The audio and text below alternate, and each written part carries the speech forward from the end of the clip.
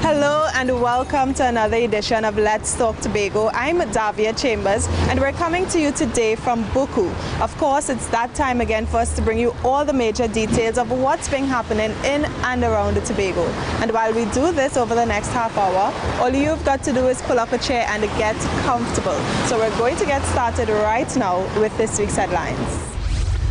The Tobago House of Assembly clears the air on a recent matter regarding checks issued to contractors. The island celebrates its senior citizens at an annual Christmas luncheon. A year after a new THA administration was installed, we look back at progress in the health sector, and later Goodwood Secondary does Christmas differently with a brunch in the woods. We have all these stories and more when Let's Talk Tobago returns, so stay with us.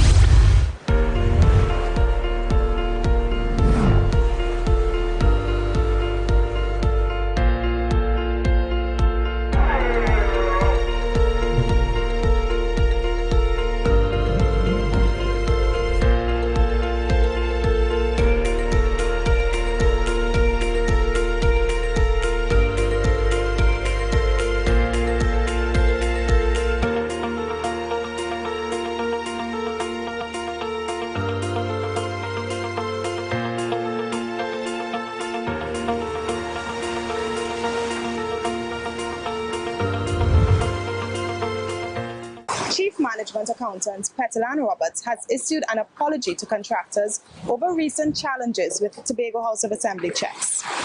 Mrs. Roberts says the issue related to 3 THA bank accounts was caused by a change in the Assembly's cash management system.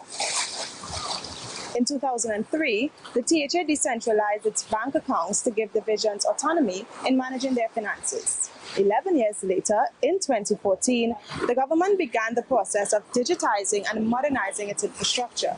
The Assembly's public financial management system was part of the pilot project. So whilst we were undergoing all the change management and the developers came to Tobago and they saw the Tobago House of Assembly framework for bank accounts, they said, listen, this system requires fewer bank accounts. The THA had, in last fiscal, 70 bank accounts. Wow. So you can imagine how difficult it is to manage 70 bank accounts. So with Free Balance, which is the software that the THA will be adopting very soon, as soon as this week, we are just waiting word on central government. We had to have the changes of the bank accounts, and this was a direct result of what had transpired with the checks. The Chief Management Accountant says the Assembly operated 70 accounts. In October, the operations were changed. This means the Division of Finance now has a strengthened treasury function for the THA. All of the accounts have been consolidated into 4 main accounts. So we had divisional payroll accounts, divisional goods and services accounts, divisional development program accounts, and divisional special purpose accounts. So when the developers came and they looked at our framework, they said, listen, this cannot work in our IFMIS, in our information system that we want to adopt. So therefore, you have to change it. So we consolidated our resources in fiscal 2023, this fiscal. So all the releases I know in 4 separate bank accounts rather than being disbursed to divisions. Now, when you issue a check, it's against the releases. These checks that bounced had nothing to do with this fiscal. These checks were issued prior to September. And therefore, persons who are now coming forward, and this is only evident in 3 bank accounts so far. I don't think we would see the issue because we have asked divisions to reconcile and look at your accounts, look at your unpresented checks, look at your unspent balance, and ensure that you have the resources to which these checks can be matched against. So when the first check bounced, we had a meeting at the Division of Finance to treat with the matter. As a matter of urgency, I did call yesterday somebody who had a problem with their checks, somebody I knew who had a return check. And I asked, was your check reissued? And they told me yes. Family law may not possess the prominence of its civil and criminal counterparts. However, it's just as important. That's why the recent Family Law Conference hosted right here in Tobago at the Magdalena Grand Beach and Golf Resort grabbed the attention of officials. We have highlights from the opening ceremony in this story. The International Society of Family Law, or ISFL, is an independent association dedicated to the study, research, and discussion of family law and related disciplines. And fittingly, its annual conference was recently hosted on our beautiful shores of Tobago, a place that's all about family love. The conference brings together researchers, academics, jurists, social workers, policymakers, and other professionals across the world.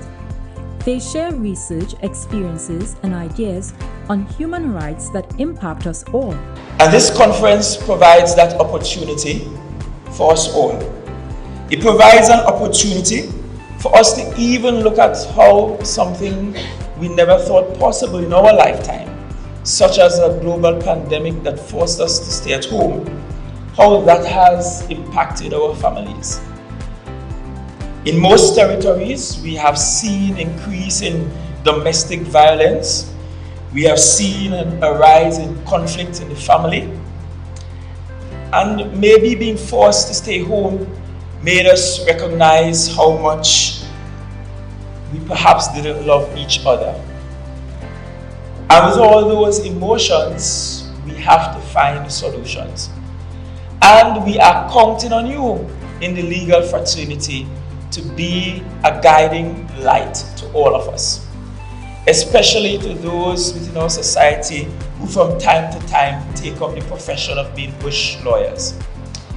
And so we thank you for coming to Tobago and choosing Tobago as the space in which you can convene this conference. In Trinidad and Tobago, there's been special emphasis placed on families, which are crucial in social development. When it comes to family law in the Caribbean region, Trinidad and Tobago is one of the jurisdictions leading the charge. Over the years, many progressive pieces of legislation have been introduced with the aim of affording and upholding rights of family members. And institutions such as our trailblazing Family Court established in 2004, the Children's Authority in 2015, and our Children Court in 2018 were established with a view to championing a more holistic and humane approach to resolving family conflicts and treating children in conflict with the law. These strides are well in keeping with your conference theme, safeguarding the human rights of family members from womb to the tomb, as they recognize the importance of ensuring that families and family members are at all stages of life sufficiently protected from exploitation, empowered to make the right decisions, and equipped with the tools they need to thrive. Donna Cox, Minister in the Ministry of Social Development and Family Services, says government is committed to supporting families in Trinidad and Tobago.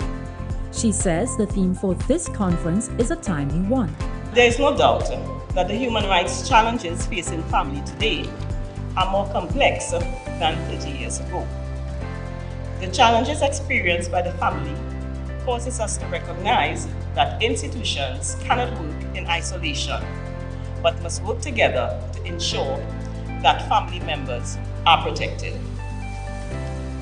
The Ministry of Social Development and Family Services has the lead responsibility for supporting families in Trinidad and Tobago, and we agree that this theme places on center stage the need for comprehensive and inclusive systems of care and support for families on the one hand, and the importance of continued collaboration among stakeholders on the other to protect the rights of all family members. The conference was held at the Magdalena Grand Beach and Resort. It ran from December 13th to the 16th, 2002. I'm Josanne Brassi for Let's Talk Tobago. Now, Christmas celebrations would not be complete without our senior citizens. And as in years gone by, the Office of the Chief Secretary has recognized many of the island's young at heart residents at a special luncheon. You can find out more about this year's event in this story. Let's raise a toast, and we are toasting to longevity, long life, good health, good family, a beautiful island, good home, good access points to your homes, and above all, support and love from family, friends, and the Tobago House of Assembly. Cheers. Hip, hip, hip. Hey. Get that.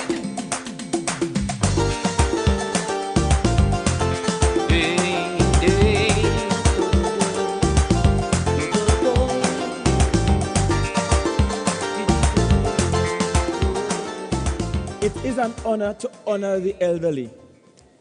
The Bible says that we must honor our mothers and our fathers, that our days may be long on the land. And that extends beyond just mommy and daddy to the grandparents and the great-grandparents. In fact, my very presence here is because some grandmother and grandfather took time to nurture me. We could thank all the people on this island, but if we don't thank you for the role you have played in building this island, then we would have failed you, and would have failed miserably. You are not just a beacon of the bygone past, but treasures of the present and examples for the future. Only them businessmen could pay. They say that Christ didn't walk on Christmas Day. They say it is a pagan's holiday. Great, very great. I think it's one of the best things we had after the pandemic. It brings out a lot of people, a lot of my friends that I used to work with. I haven't seen them after I retire. So I was happy today to see them. It was a great evening. It was a good evening, a great evening for the citizens. And this is something that you always look forward to at Christmas time. It normally happens in villages, normal villages, village to village, but this year it just extends to everybody one time. It was great, it was great. I enjoyed everything about it. Every single thing about it I enjoyed. When my family come in, so I feel big and proud. I said, look, my grandson. It was great. I enjoy it.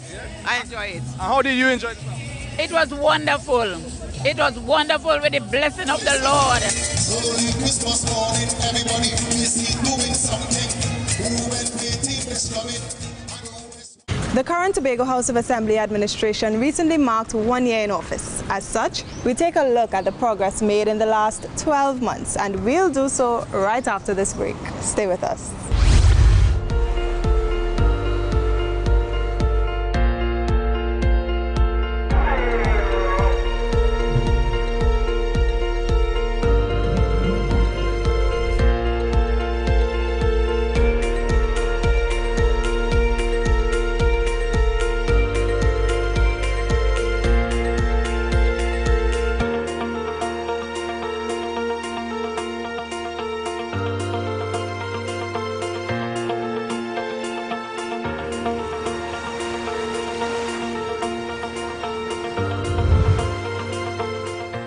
With 12 months under the belt of the current THA administration, we're taking a closer look at the progress it's made to date. This week, we look at the health sector as Omadara Mills had a chat with Dr. Faith B. Israel, the Deputy Chief Secretary and the Secretary of Health, Wellness and Social Protection. We'll share a few of the major successes in that division in this story. Have a look. One of the things we've done very early is to ensure that our healthcare workers have security of tenure. What do we mean by that? We came in very quickly and offered at least 3-year contracts for the healthcare workers who were on at that time month to month. It's a process that has been ongoing. All of these healthcare workers who were on month to month before have actually gotten their 3-year contracts thus far. Those individuals who have been working before in the TRHA, who maybe had a year contract or something like that, as their contract has come to an end, we are also offering them 3-year contracts. Roxborough Health Facility is one of those areas that I'm very, very proud of. We are at the point now where it is not a hospital just yet. We don't have 24-hour service at the health facility, but we have the health center services functioning as normal. We have outpatient clinics working normally. We also have an accident and emergency room facility, but that is only Monday to Friday, 7 a.m. to 7 p.m. The rest of the hospital is really outfitted to provide the inpatient services, but we are currently waiting on the necessary staff to make that a reality. I am very proud, though, of the fact that we've been able to bring relief to a lot of the people who needed cataract surgeries. We are at this point close to 300 surgeries having completed already, and we are still continuing that process. So that is something that I'm really, really proud of. We have, in the healthcare system, started working on our diagnostic systems. The radiology department has actually gone through quite a bit of an overhaul where they have improved their workflow. So the places where the various scans are done is actually now different, it's redesigned to allow for a better workflow and so forth. What we've focused on in social protection really has been to beef up the staffing, because they were really under pressure. The social workers were overworked, the therapeutic counselors were overworked. So we spent this year working on redesigning the structure of the entire division, and that is going to roll out in the next fiscal.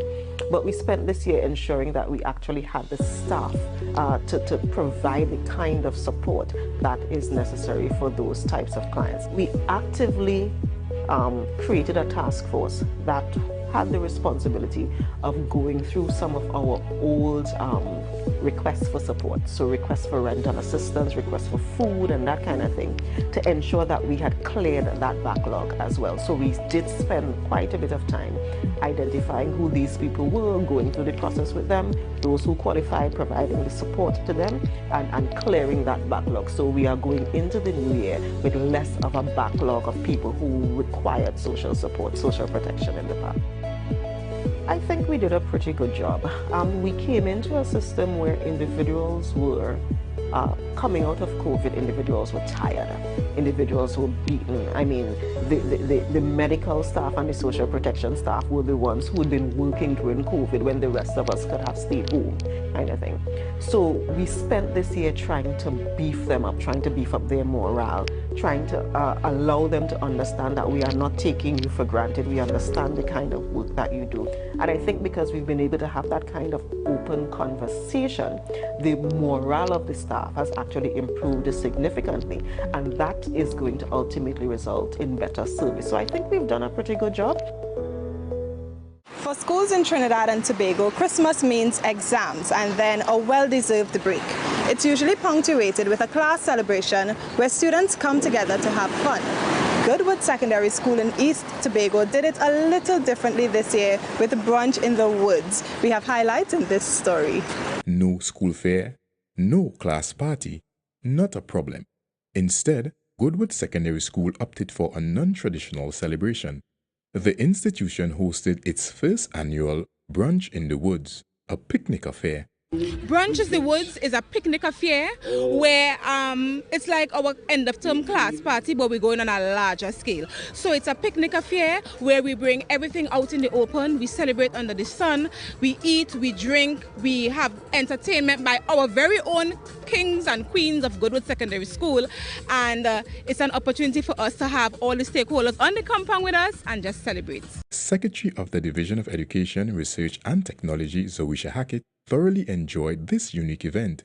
She even had the opportunity to learn. I just want to comment on how creative an event like this is. I mean, coming to the end of an academic year, an academic term at that, where we've had so many challenges just getting back into the what we call regular curriculum. When you see events like this, you're very, very impressed by the fact that a school has been able to use nature, right, and the balance of the natural environment and bring that as a part of the curriculum and have students so immersed in this educational experience. Past and present students were happy to be part of an event like this. It was a very good idea. It is going really, really nice. It turned out better than I expected. It was executed nicely. I think the brunch was well executed. It's been a long time since we had an event, a school event, and I was looking forward to it. And the expectations was high, and they succeeded. It was a success. Well, it's the same thing for me. I think that it was one of the best ideas Goodwood ever put forward to. And I think everything is looking amazing, and it could happen many more times again. The initiative is a good initiative. It shows that there's a lot of camaraderie going on within the schools, alongside when we got invited to work alongside with Miss Maslin. I was happy to get on board because we always dreamt of coming back to the school to actually do something for the school. So I'm glad Miss here. So we know we're seeing this going a lot further than here today. Brunch in the Woods, a picnic affair, was held on the school's compound in Goodwood. I'm Marlon Gottsliben for Let's Talk Tobago. The name John Arnold has been associated with music and culture in Tobago for decades. In this next story, he tells us about the inspirations behind his memoir entitled Tobago Son, which takes a candid look at his experiences over the years. Here's more from Omadaro Mills. The two main concerns for me were how this surgery would affect my ability to urinate, and also how do I cope with sex. Because two common side effects of the surgery were urinary incontinence and erectile dysfunction. I recall talking with my mother and telling her about these areas of concern, and her comments were that I had had enough sex in my life already, and so that area was not an issue. Surviving prostate cancer is just one of the many experiences John Arnold shares with the world in his memoir, Tobago Son. Mr. Arnold penned the book alongside veteran journalist, editor, and author Lisa Allen Agostini. The book chronicles Mr. Arnold's life and major points in his career, from his recollections of Hurricane Flora in 1963, his passion for music, his teaching career, his connections with the Signal Hill Alumni Choir, to his involvement in various culinary, cultural, and musical events on the island. This 64-year-old writer says it was strange holding his own book for the first time. The manuscript, which is like your computer, is completely different to when you have this in your hand. And you're watching all the pictures, and this is the book, you know. So I have to tell you, that was a surreal moment. It was really something else to hold the book in my hand, take it out, and actually, you know, and start to read, and you almost didn't believe, hey, this is what you actually said in those interviews. Two book launch events were held, one in Trinidad, the other in Tobago. Mr. Arnold appreciates the support he's received from various people. He says the book is meant to motivate and inform readers about his experiences. I'm really glad that the people who have read the book have given me some interest in Dr. McDonald said something that was very, I think, so far is the best. You know, he says that it made him understand my contribution to Tobago so much more. And he says it is definitely a testimony of history, culture, anthropology, sociology, and innovation. He says he will recommend this to anybody. Tobago Son is available on Amazon. You also have the option to purchase a hard copy from John Arnold himself. Just call 751-5027. I'm Omadaro Mills for Let's Talk Tobago. So we have to take another break, but do not go away. Let's Talk Tobago. We'll be right back. Stay with us.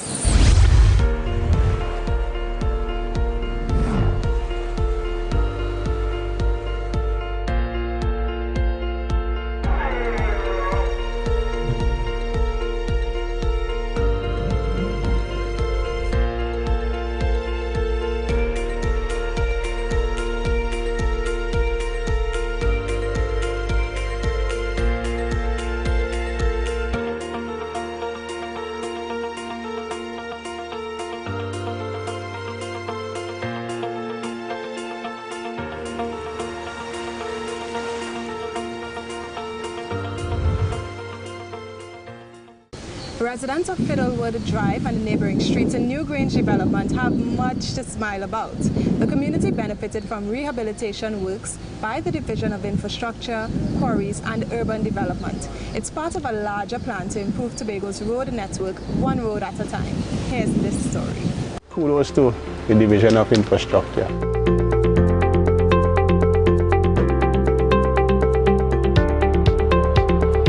Living in New Grange development, 20-something years. I live in Fiddlewood Drive, New Grange development for the past 19 years. I've been here since 2017. I built a house in 2004. We keep going to the authorities for assistance to repair the roadway here and no assistance. They had laid some stuff, some stones, I don't know if it's crushed on you call that or so, on the road.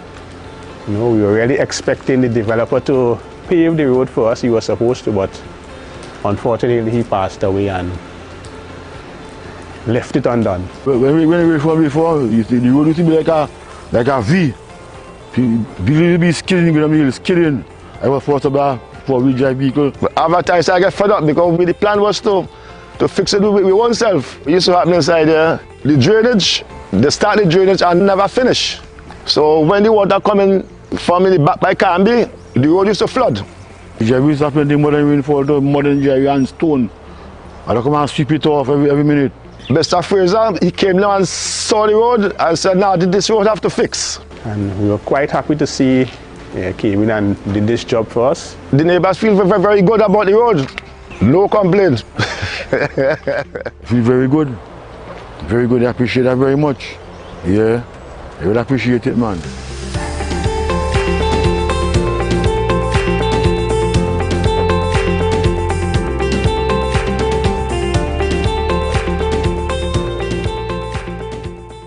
So we have come to the end of yet another edition of Let's Talk Tobago, and as always, we thank you for watching.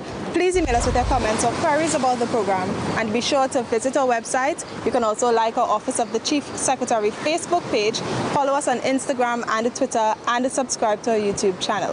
From our house to yours, I am Davia Chambers, along with the Department of Information, Office of the Chief Secretary, Tobago House of Assembly, wishing you a safe and fantastic week.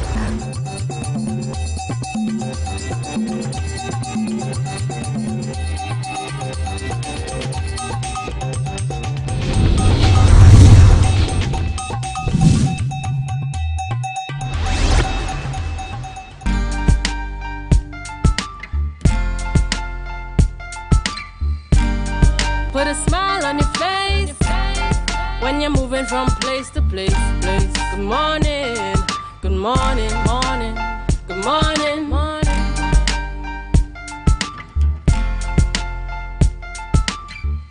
Good morning, Tobago, and welcome this morning to the Tobago Updates Morning Show. I am Ria Richardson George, and this is the day that the Lord has made, and we will rejoice and be glad in it. Good morning to Tobago, good morning Trinidad, those of you in the Caribbean, and those of you viewing us on the live, good morning, good morning, good morning.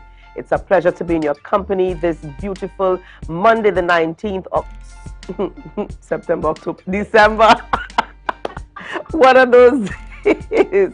Good morning to you. Julian is going to be with us shortly. He's on his way. He's going to be here very soon, so you're going to see him a little bit later on in the program this morning. But before we head on over to Candace, who said Argentina? I don't know about you folks out there, but yesterday there was not a man in sight. Some women too, but not a man in sight between the hours of 11, 12-ish till later on. Where were the men? Where were the men? But to those Argentina fans, we say kudos to you.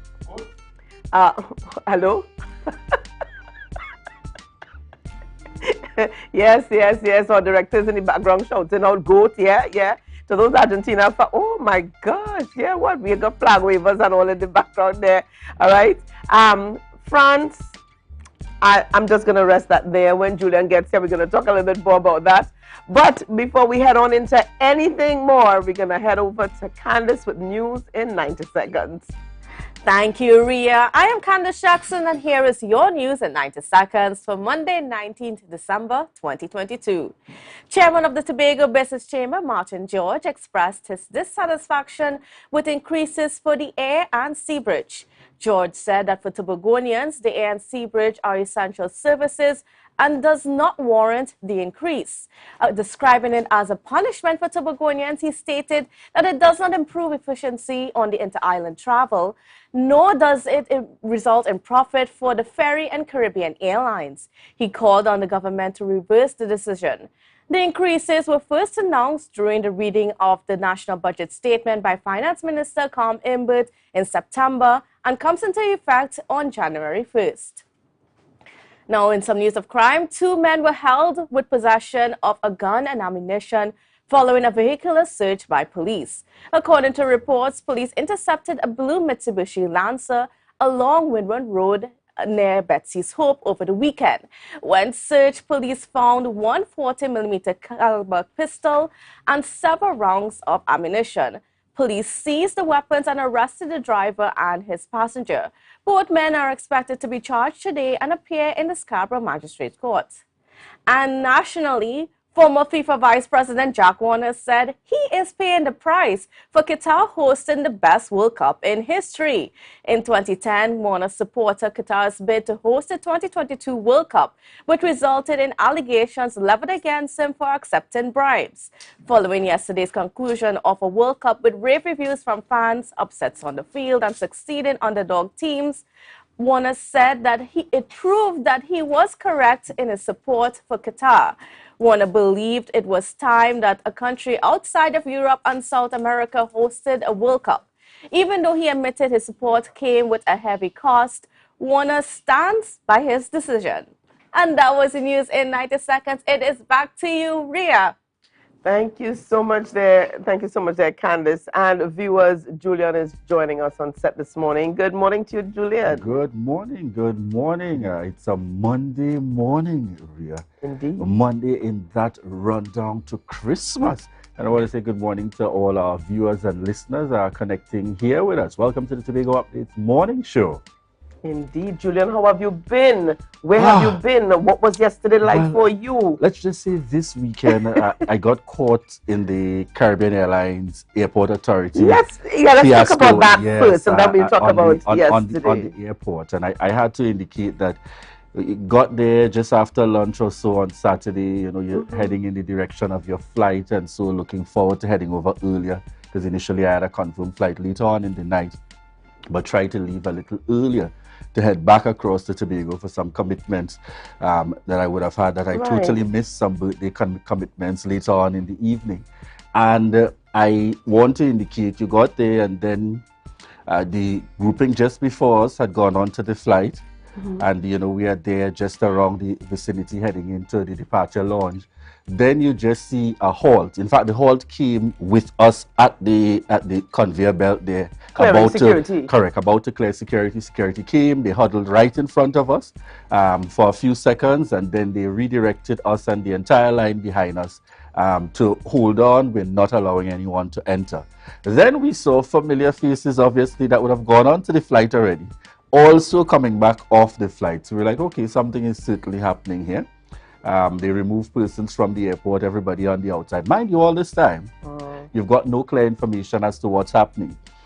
You saw arrival of, police, correct, too, and a number of agencies and so on. I'm just thinking by the time you're outside, but I suppose they would know. Ultimately, though, however, by the time you went through that extensive wait on the outside and you got back, you were allowed to go back in. Someone would think that you'd give me an idea of what's happening. No idea at all. Random walk through the airport. A lady says, "You are one of those that was on that 3-something flight?" They're boarding from upstairs in the international gate. Wow, so nobody said anything. No announcement to give a clear sense. So then you had several persons from Tobago now trying to decipher my travel information, where am I boarding from. While I was upstairs at the international gate, that was when we started hearing announcements about the gate from which the flight would leave. I'm not sure if those announcements went throughout the airport, but that's when we heard it while we were upstairs, and that's after we had already come through the international gate. I'm saying that I know that this cannot be something new. And the hope and the anticipation is that, got to look at how we manage it. I eventually got final confirmation, thank you so much, Carl, by way of your press release on social media. So if I were not a person that was into social media to keep me abreast of what was happening, I'd literally be clueless. Wow. And then the other issue with that, Julian, is the things that you're allowed to go through clear security with in your bag from Trinidad to Tobago. You're not allowed to have it on your person or in your carry-on going through the international clearance. Yes, so that's a different. That's another situation by itself that persons would obviously not have been prepared for. And then it was just around 7 p.m. or so, flights resumed to Tobago from the international gate. I suppose they were doing what they had to do. I just felt from where I sat as someone, being affected. They could have done better. Could have had a little more communication, even if not initially, to create any sense of panic. When you felt that you had the situation under control, I think it might have been useful to highlight, and more importantly, the adjustments with where travel would be taking place from. Important to get that information out to your travelers. I'm certain there were a couple of persons who would have missed flights in terms of in that return, which started just after 7 p.m.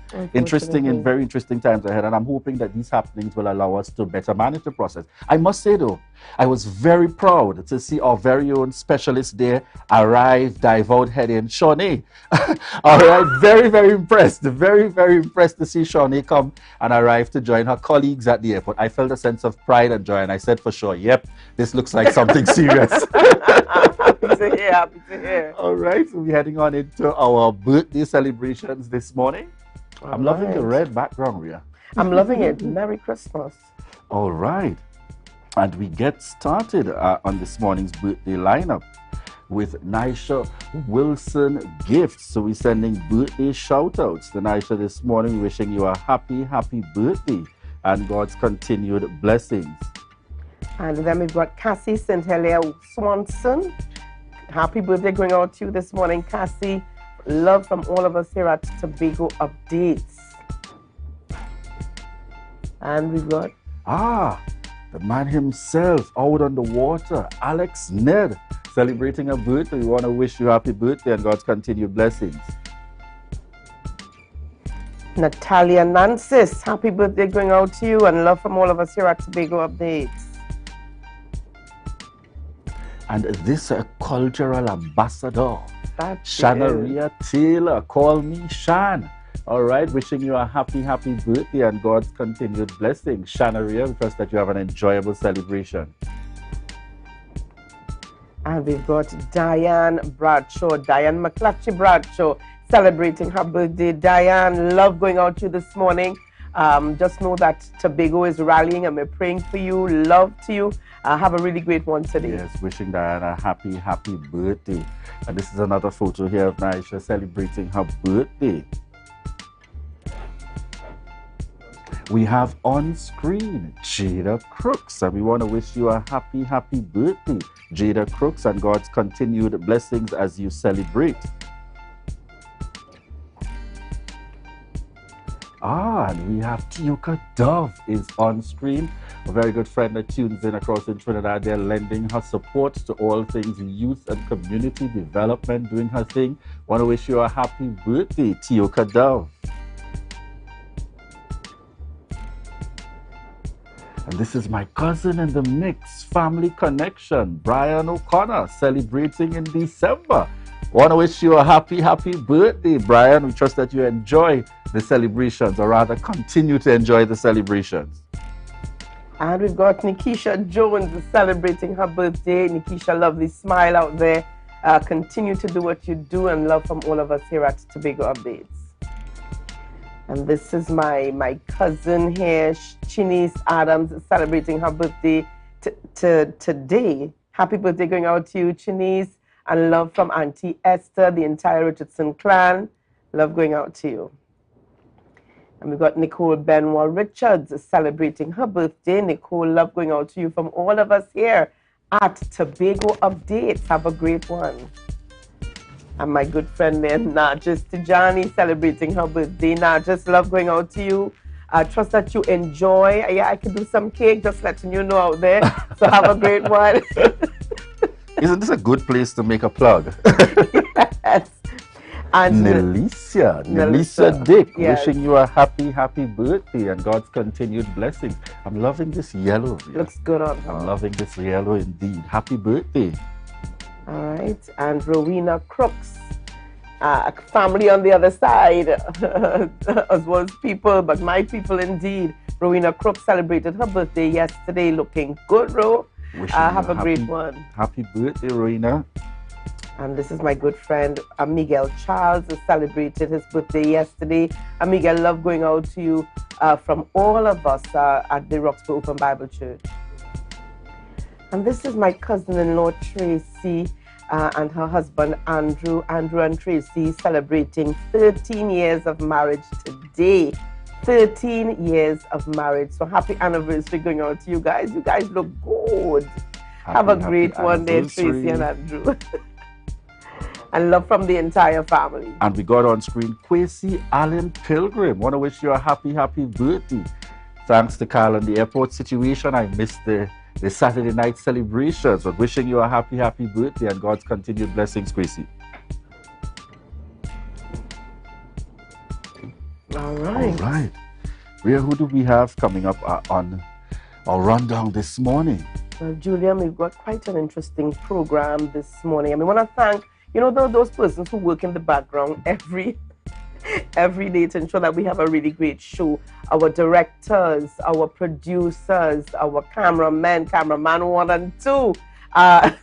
Those guys who work in the background on sound and lights, Drew and Jared, we say thank you to you guys every single morning. And I couldn't help but just remember Eric Powder's analogy. Na, na, na, na, na.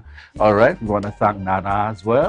That's right, that's our director. Etching it there and showing it's called every morning. That's right. And to that lovely lady in the background who ensures that we look decent and presentable to face the cameras, Cassandra Hosang. Cassie, thank you every day for doing what you do. We say thank you to you. And it's not just that we're recognizing you today only. No, every day we thank you for what you do. Thank you. All right, and let's not forget either our lady on the end there in marketing. And I know she's connected as usual, Jenny Ali, sending you a shout out this morning. Good morning, Jenny. I want to thank each and every one of you because, folks, it's the Christmas season and we are in that mode and the celebration.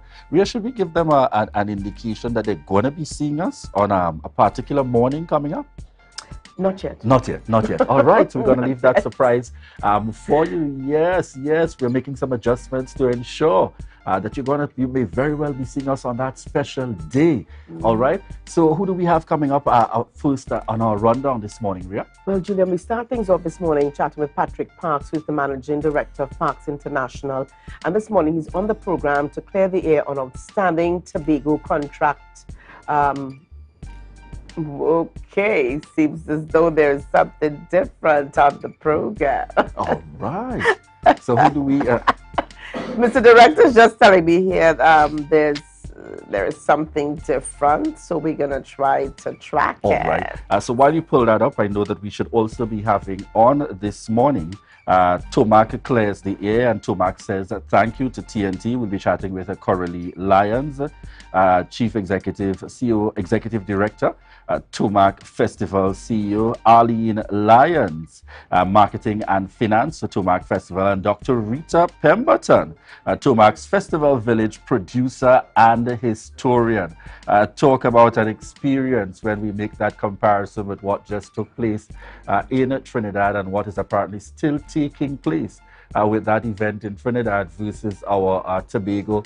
Now it just seems like a few showers of blessings, but we'll chat about that later on in the lineup. Who else do we have here? So we start things off this morning with a former Assemblyman, Max James. He's on the program this morning to chat with us on taking a look at the political year in review. And I tell you, I don't know if 12, 15 minutes is going to cut it for the amount of things that have happened within the last year, Juliet. I don't, and it's Max James you're talking about. I don't know if 12 to 15 minutes is going to cut it. I'm just saying. Yes, he'll have to have a countdown. The 10 days, the 10, on the first day of Christmas, and we run on down. Definitely. So you'd probably have to select some of the key issues. And who else do we have on with us this morning? All right, as well, Sean Roberts is going to be on the program, who's the Managing Director of Recycling, Waste and Logistics.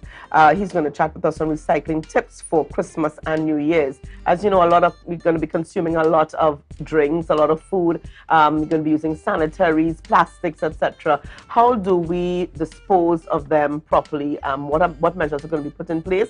And I think personal things that we can do in and around our environment to sort accordingly, catering to recycling. So he's going to chat with us on that this morning. Especially within this season where it is, we are also happy to be back in the mix, and really being able to congregate and to celebrate with our family and friends. And just before we wrap here this morning in this segment, we've got a belated birthday greeting going out to Iana Phillips, and that's Iana Phillips celebrating a birthday. She would have celebrated her birthday, and we want to wish you a happy birthday and God's continued blessings coming from the entire Tobago Updates family. All right. Very quickly here, I want to say kudos this morning to Sonny Craig, Assemblyman, Assemblyman Sonny Craig and the team. They had their Tobago Wonderland yesterday afternoon down at the Buku Integrated Facility. It was beyond what anyone imagined, I have to say, almost as though every few minutes there was something else. So there was never a dull moment for the children nor the parents. All right. So we say kudos to the team. They worked hard. I don't know if you guys are gonna get a day off today, but I tell you, it was beyond what persons imagined. The end there was a little, when coming to free gifts and party bags, people get a little bit different. I've got to say, they get a little bit different. So I'm gonna leave it there, but things to tweak to put in place for next year. And I know also would have had the opportunity, Teacher Charles Pantin, Secretary, Assemblyman for the area, Bacalet Bagatelle, also did celebrations. Kudos going out to you and the entire team. Yeah. And yes, Assemblyman Zarisha Hackett had hers as well. All right, so these are, and I understand Dr. Faith B as well also had hers. And I mean, Assemblyman Kelvin Morris, I think, had his yesterday as well. So I know persons were leaving Assemblyman from one event to the next. To go to Assemblyman Kelvin Morris's in that true spirit. And I know that Assemblyman Tate as well would have also had celebrations on. And I like the fact that he made a blend. But we talk about that just after. We've got on screen. I know you want to deal with this. We've got on screen. And I must say that my father is a happy man. Jude Skeet, my father, is an overjoyed man with the celebration that would have erupted yesterday. Argentina, taking the World Cup, indeed. And I think a lot of persons, particularly those who continue to support, really feeling that this was, his final hurrah Messi in terms of going forward there. But very quickly here, wasn't there a point in the game when you thought that France was going to win it? No, I never had faith in France. Oh!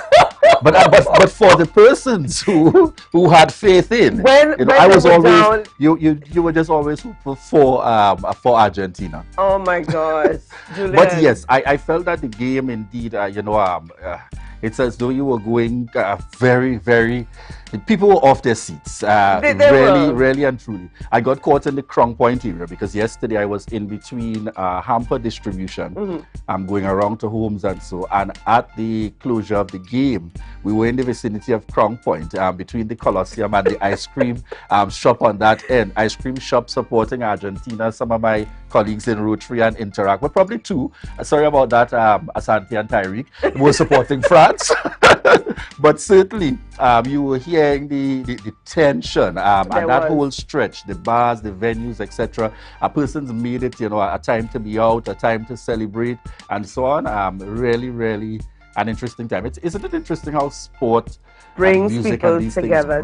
They really bring us together, and in this case, around the world. That's in right. terms of bringing us together. So interesting times indeed. And I want to send out kudos and congratulations also to the Rotary and Interact Club of Southwest Tobago doing a hamper distribution yesterday in the midst of a major World Cup finals. Heading out. So I want to thank them so much for that commitment and the dedication. President Tracy Osman Ashton of Rotary Southwest and President Keela Doyle of Interact Southwest Tobago are continuing to lead the charge with regard to these distributions, and collectively, I know in this Christmas season, just over about 53 or so hampers going out to families in need. Yeah. And I was just saying, Ria, I had the opportunity yesterday, you know, couldn't have it better. Assemblyman Tate, he had his Christmas celebration for the children, and then he had his backyard live for the Christmas for the adults. That's where you ended up, Julian. Yes. Well, I would have passed through because you see, I like to be able to give live perspectives on these areas and these experiences. So kudos going out. It's clear that persons had an enjoyable time in terms of the celebrations happening there for the Christmas season. But you know, it stood out to me because almost everything that happens for the Christmas usually caters to our children. And you had the support, Assemblyman Tate, his wife, you know, family members really coming out to pull things together there. So kudos again in terms of continuing to reach out and connecting with the community out there, as we've seen most of our assemblymen, if not all, doing in this season with our children and celebrating them. All right. Well, Julian, I tell you, every bar was filled from country to town yesterday. Every single bar along the road. Okay, I'm talking barcode all the way down, every single bar. And I have to commend those bars. So let me tell you something. I'm not promoting the bars. Please, I'm not. I am not. Certainly, if you know me, you know that I'm not. However, I love the way that they catered. Beverage at the bar, but go ahead.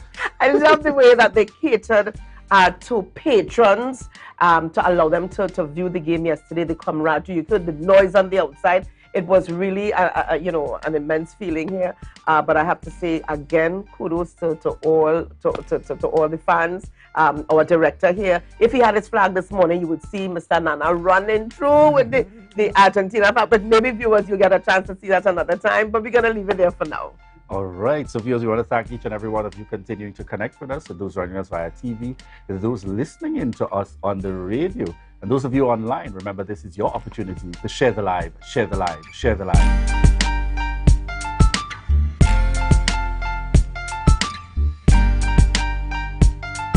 Spread Christmas joy and cheer with a loan from Lambo Credit Union this year. Get 100% financing for shopping, home renovations, furniture and appliances, debt consolidation and much more. Did we mention no payments until the end of January 2023?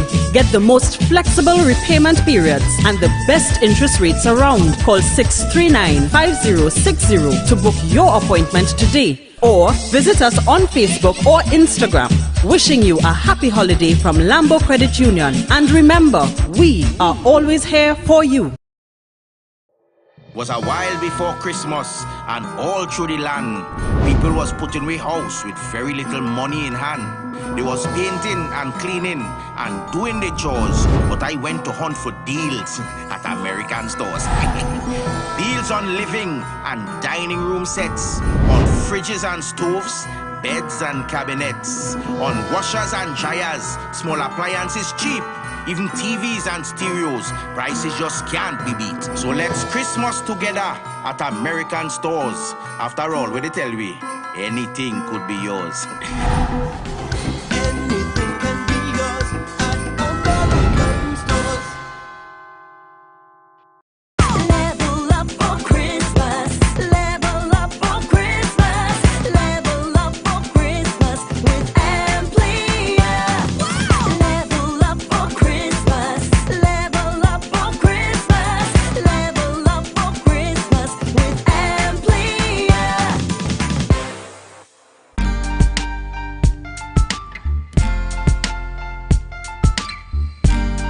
Put a smile on your face when you're moving from place to place. Good morning, good morning. Good morning, viewers. It is 7:23 a.m. and welcome back to the Tobago Updates morning show, coming to you here live from the Port Mall in Scarborough. In this segment, we are chatting with Max James, former assemblyman within the Tobago House of Assembly, and we are speaking to 1 year, and getting a political perspectives of this year in review for the current administration led by Chief Secretary Farley Augustine. Good morning and welcome to you, sir. Hi, good morning, Julian. Good morning to the folks here at Tobago Updates, and Merry Christmas, and to all our folks in the diaspora, here in Tobago and the diaspora. Thanks for having me. All right. So we want to get started this morning, and you know, I want to get, before we get into some of the core issues, your initial thoughts. The 1 year ago, just about 1 year ago, the elections took place, then into the inauguration, 14 seats being given in the new configuration of the Tobago House of Assembly from 12 to 15 seats for this new administration, the PDP administration at that time taking office. 1 year in, tell us. Well, based on my notes here, I want to say that it was a year that started with hope, great hope, as the great PNM was finally overthrown and had ceased to prevail. The PDP 14 soon realized the weight of what they captured, and their mettle was soon to be tested from day one. Farley won round one in his battle against Faris Al-Wari, who eventually was removed as Attorney General, and the public was elated, though that would not change the PNM's strategy and outlook towards Tobago and its quest to retake Tobago. That strategy would soon take shape with the eventual election of Ansel Dennis, and then the battle lines were effectively drawn. The first major mistake that was made was when the Chief Secretary decided to accept an invitation to meet with the Prime Minister alone, which you don't do with a man who lives close to Lekoto. And the party would soon realize that the PNM's overtures were not of goodwill, but designed to take the chief's head, which if he succeeded, the party would fall as soon as it started, which however it ultimately did on account of internecine warfare. True to the Calypsonian's advice to take his proverbial steel beam and go, Watson took his bamboo bolife and went, and the political landscape in Tobago would be changed forever, as 12 of the 13 then transferred their loyalty to Farley. So you've touched you've touched on areas there. Tell us about your concern or your perspective in what would have been that initial Chief Farley, PM Rowley having a one-on-one. Well, I think maybe the chief wanted to show that he was magnanimous. But if you understand the history of the PNM, and in particular the Prime Minister, you don't do that alone, and particularly without a publicly stated agenda. However, thank be to God that he was able to recover, because he had entered into the lion's den and came out not so much unscathed. That one seems to have you very much uneasy. Of course, of course. I wonder, not me alone, lots of us who understand, even in politics, spiritual warfare. And I say this without gainsaying. You don't know that. However, as I said, thank God, he came out not so much unscathed, but enough to see him recover and continue his work here in Tobago. I think he must have learned a vital lesson there. And then you've gone on to make reference to the fact he took up his bamboo bolife. The political leader. Well, of course, he threw down the gauntlet. He said, listen, if you can't abide by my dictates, go. And I think that changed the political landscape of Tobago forever. And so that a number of things came out of that. We now understand clearly, for those who didn't understand it, Section 19 and how the Tobago House Assembly Act was craftily made, so that we now understand, and we now know for sure, how a seat could be vacated and not vacated. And the political mettle of those who remain was tested, whereby they went on to develop new allegiances, or a fresh allegiance, so to speak, in parentheses, because they had already done that. But that was to make sure that people will know, look, in case you're thinking about saying that we need to call fresh elections, here we are. As I said in my script here,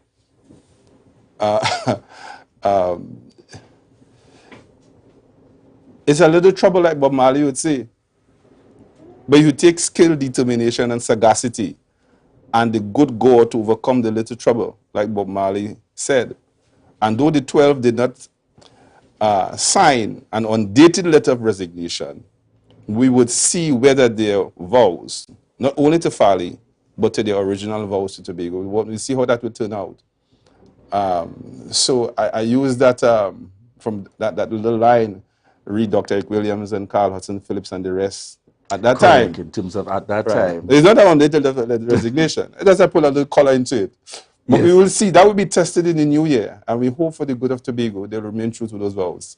Do you see this new configuration affecting the power balance in the House at all? Well, no, because Section 19, as we now know, really and clearly, the power balance is good, in that you now have 12 supporting one, which is the Chief Secretary. And so they're in a good place. Farley now has his own budget. He has promised a lot of things. I see 4 main areas that will help the Tobago cause. That is the IPU, or Works Department, as we say. We've seen Secretary James making tremendous strides. He's solved a lot of problems in about a space of 2 to 3 months. The road paving initiative will pick up speed. The Chief Secretary's area, he will have to engage the public officers a bit more closely. He will have to be very determined to bring a quality public service. And in respect of the leadership, the public sector leadership itself, by that I mean from administrators downward, he will have to develop clear lines of authority. He will have to stamp out the corruption. And he will have to make the public service a place, as it becomes digitized, more and more digitized for doing business. He will have to say, listen, this is how we are going to proceed. He'll have to be more consultative, I think. And he'll have to perhaps spend more time, because I think he's been distracted, quite frankly, by the amount of things he has to do.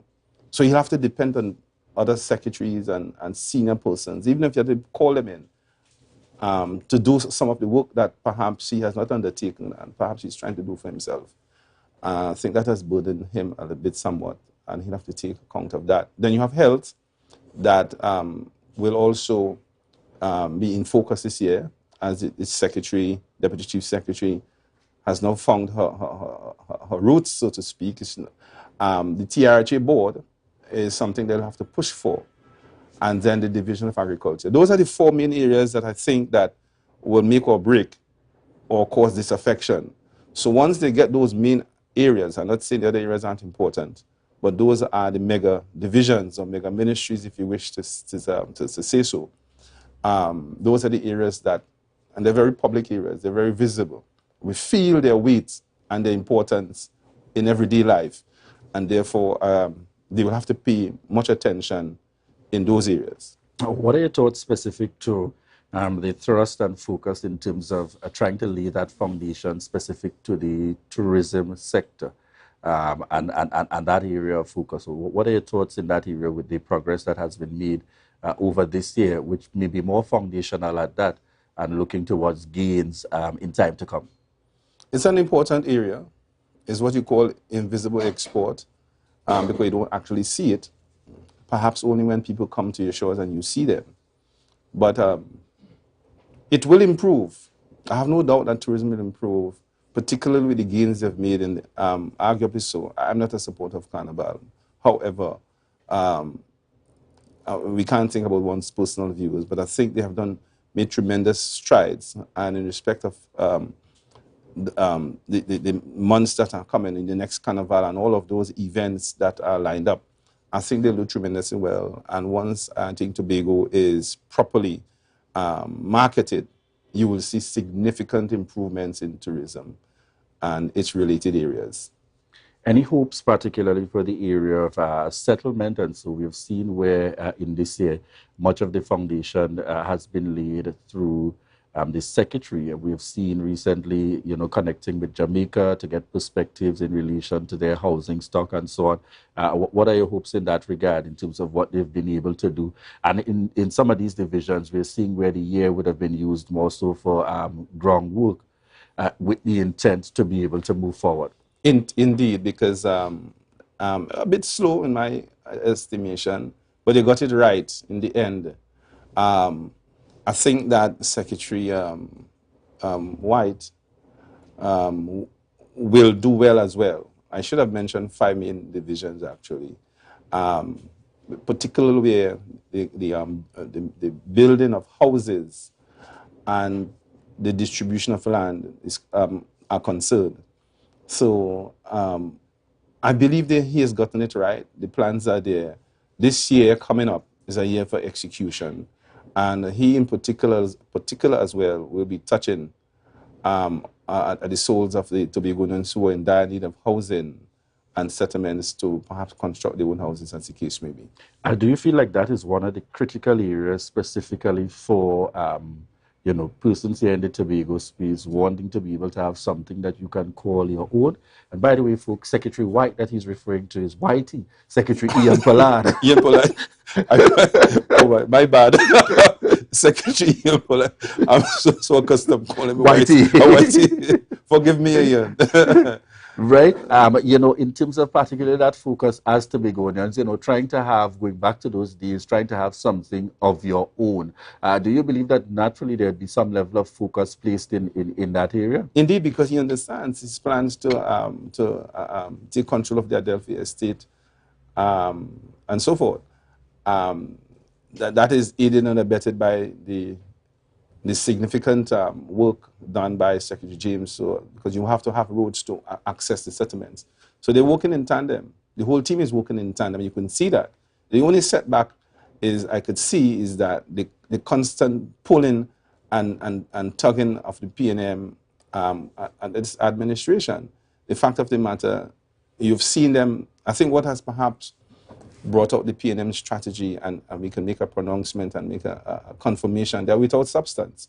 I have yet to see the councillor and the assemblyman, what's his name again? Kelvin Morris. Assemblyman Kelvin Morris, minority admit, leader.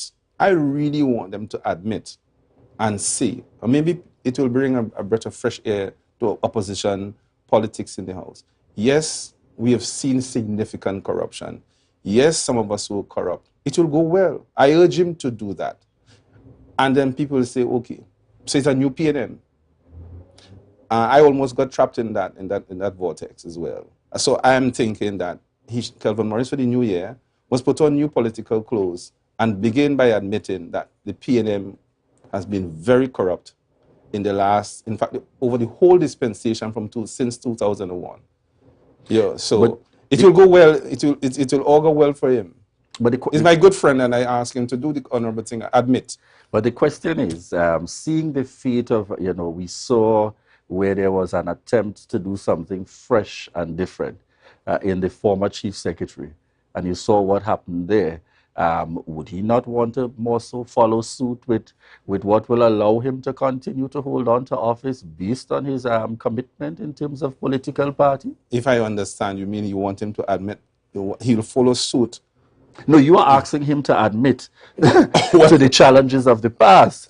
And I'm saying those who try to make some kind of change, and I use the example of former Chief Secretary Kelvin Charles, who came with a fresh concept and a change. You saw what happened to Kelvin Charles in the circumstances. God bless him. I think he was a really honest guy. And if you're making that kind of comment or intro into what I would want to say, it seems that what this new opposition leadership in the House would want to do is to continue corruption. It seems that they are not going to admit. That is what I mean. So if Kelvin Charles is not good for the PNM, if you're to do perhaps like in mathematics, I don't know if it's going to be a quadratic equation, but it seems to be a simultaneous equation, because what happened in the past is what continues. But if the leadership were to put on new clothes, new political clothes, so to speak, and say, listen, we are sorry. Repentance is always good for the soul. How do you respond to persons that would say, and the minority leader may say if he had the opportunity to respond now, but that's what I am doing by raising these issues as I see them, because he doesn't want to see the current administration go down a similar road. Salvation starts with repentance. Also, you are saying the starting point ought to be repentance, accepting some kind of indication say and we are repentance. sorry, and then you rise in estimation in the public. Let's start with a little bit of repentance for the bad deeds of the party and the fact that they have not even supported the whole question of autonomy to be. That's the biggest issue. Say we are going to support a good structure, a good architecture or infrastructure of autonomy. Say we're going to lend us for full support. Say we're not going to eschew corruption, and we'll be better off for it in Tobago. But, of course, it has to start with that coalescing of opposition and those who are in the ruling seats. And if they don't do that, we'll continue to have problems in Tobago. The problem really, to be factual, in reality, the problem in Tobago right now is the PNM. I mean, let's face it. One of the areas I want to get very quickly before we wrap this morning's interview, speaking to the issue of 1 year in, this administration through infrastructure and the areas dealing with community development and so has had to face several areas in terms of challenges which they would not have anticipated, damage to roadways, etc. Things that naturally, whether you like it or not, whether or not you have the funds for it, you now have to divert funds to ensure that persons continue to have access and so on. How do you think this will create even further challenges in terms of what may have been original plans and projections that you might have been looking at for funding to move along in terms of, as I said, in the area of infrastructure and so on? Yes, and the Chief Secretary has publicly said that he is now going to meet with the people month by month, or perhaps several times during every month, so that he has now a golden opportunity to sell and retrieve what he may have lost, was perhaps some political capital that may have lost because of mitigating circumstances. Correct. But I think he's wise to the effort and to the goals and what he should be doing, what they should be doing as a team once they stay united. He has not said so. He says it's the furthest thing from his mind, but I think he might be erring there. I think that a new entity should be formed because that's what we are accustomed to, a party. And I think they should focus on rebuilding themselves into a new entity. Call it what, if you want to call it the Tobago People's Party, whatever it is, whatever entity. But that will close up the wounds, the political wounds that they would have suffered as a result of that person. So I think that when they begin to go out early in January, I hope that they will recover well and carry us into a better place here in Tobago over the next 3 years. All right. You've heard it here from Max James giving us his perspective 1 year in at the Tobago House of Assembly.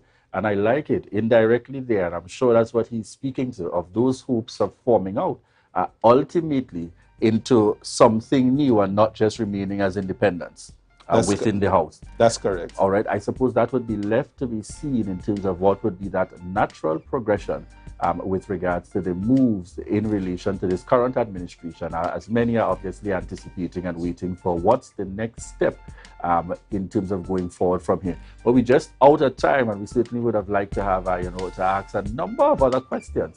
But we're out of time for this morning, but I know without a shadow of a doubt, we certainly have the continued commitment of Max James to be able to make public and to present his views and perspectives. All right, for those of you joining us via TV, those listening in on the radio, and those of you connecting with us online, we have coming up next Sean Roberts, Managing Director of Recycling, Waste and Logistics Limited, And we'll be speaking about recycling tips for the Christmas season.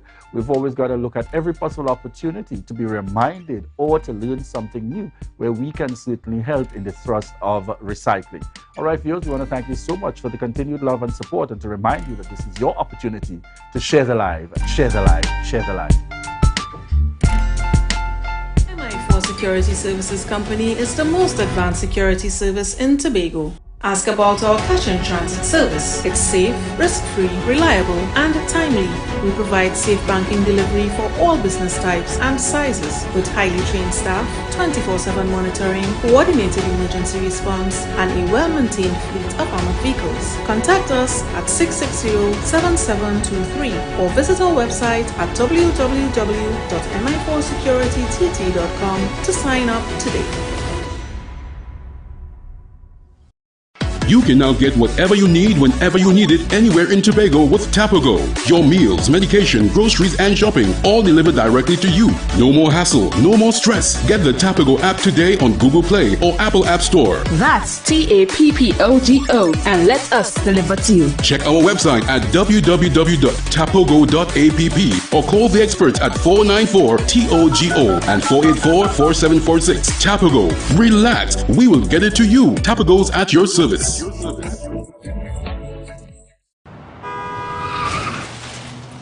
Everybody only worrying. Never ever worry. Don't mind how things looking hard. I tell them never ever worry. If your nice can't get damaged bad. I tell them never ever worry. What I'm saying is true. So just consider Tatil is always right here for you. I tell them never ever worry. Don't mind if life make you sad. I tell them never ever worry. If your house get flooded out real bad. I tell them never ever worry. What I'm saying is true. So just consider Tatil is always right here for you. I tell them never ever worry. If sickness catch you off guard. I tell them never ever worry. If times fall on you real hard. I tell them never ever worry. What I'm saying is true. So just consider Tatil will always be here for you. Never worry about a thing. Tatil, where people are people.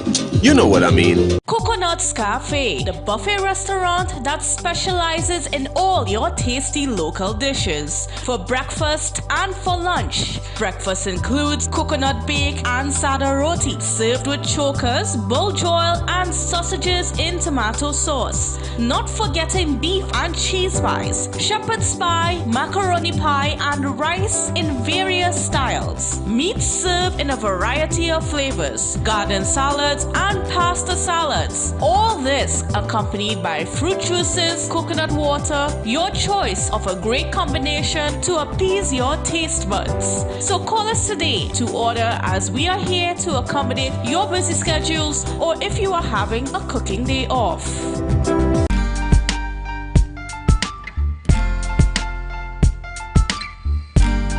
Put a smile on your face when you're moving from place to place. Good morning. Good morning.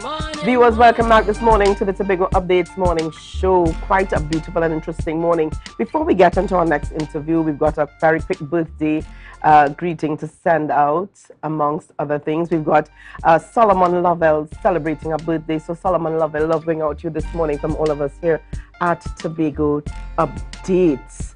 All right, we trust that you have a really great birthday. And this is congratulating Nathaniel and Sheena Allen, who tied the knot over the weekend. A very young and beautiful couple. So congratulations going out to you, Nathaniel Allen, and your beautiful wife, Sheena. All the best going out to you guys, from my family to you, as well as all of us here at Tobago Updates. Now, viewers, we're going to switch gears a little bit here as we chat this morning with Mr. Sean Roberts, who is the Managing Director of Recycling, Waste and Logistics Limited. And this morning, our focus is recycling tips for Christmas and New Year's. Good morning, welcome to you, Sean.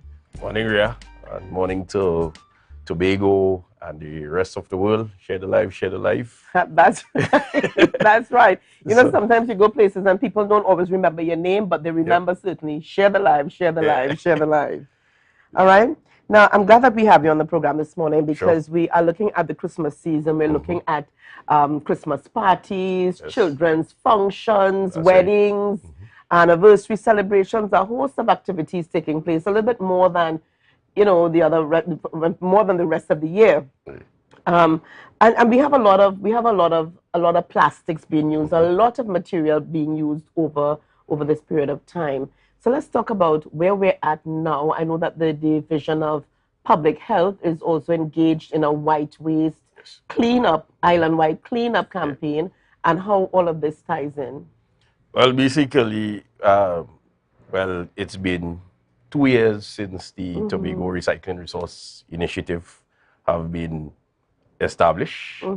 And since after the Tobago Carnival, I must thank the people of Tobago and all visitors for using the 39 bins, and even in the villages of Charlottesville, Speyside, Delaford, Roxborough, for putting out your stuff on the particular days we come and collect. Yeah. So I must say that things have picked up. Well, we know that we technically in the post-COVID era. So that's why you will find a lot of activities taking place. So with all that is being said, we always have to remember that we have to continue to recycle and also manage your waste, because now we have 39 bins now island-wide. Congratulations, yes. And those, in fact, we actually have a system now where those bins are being cleared twice weekly. Right. So we making sure that you wouldn't see any overloading. And what we actually want to do is just to remind the public, members of the public, what we accept. We accept all plastic bottles, aluminum cans, steel cans, Tetra Pak, the rigid bottles, where you call the HEP bottles, like the detergents and stuff, and all the food and beverage glass bottles we accept. So please, you can bag them up together and put it in the nearest recycle bin. And it's only sometimes we experience where people put other stuff other than that. So we just want to remind people that that we have made efforts to place recycle drop-off bins next to communal garbage bins. So use that as much as possible. I guess if you have excess waste, reach out to your assemblyman or the Division of Health for that assistance. We also accept cardboard, egg crates. And egg crates are now plastic and paper. Yeah, we doing some pilot, a volume study on the plastic egg crates now. So if you have it, still put it, you know. Newspapers, paper rolls, we also accept as well. So, Sean, let me ask you. I mean, this is calling for a change in the way we've thought as a people in Tobago. The whole idea of sorting our refuse and recycling. This is not what we were accustomed to, but this is all towards a greener, safer island, a greener, safer world. Now, let's talk a little bit very quickly here about the education behind this process, the education behind this initiative, getting people to understand that it starts with one household at a time, and then one community at a time, to be able to change what we've been used to, what we're accustomed to. How do you begin to instill that in people, in our Tobago people? Right. Well, what we have been doing, we actually have kickstarted it already. We actually started the public education and engagement series with the schools. And we are going to, for the new year, we are actually going to be, you're going to be seeing a series of pop-up events taking place throughout the island. So that is where people can be able to interact with us at RWL, TRI, all the partners of TRI, the EME and stuff, where people can be able to get the first-hand experience in understanding. They will have the questions and stuff about recycling. But what we're going to aggressively do in the new year is actually we'll be present at the schools. We'll be doing short educational sessions, and that is where is one of the best way to kickstart our public educational drive. Because when you started with the school children and you take it to the secondary schools, the tertiary institutes, that is where they will transfer that culture at home. Because while students may not have the spending power, they have influential power. Right. So it's much better to kickstart with the students, because actually we more integrating it with some of the programs as well, where that is going to be part of a curriculum. Because I know we working closely with the Civilian Conservation Corps, in where the new set of training is going to have a training specially in sustainability, and that will focus on waste management, recycling, and regenerative agriculture.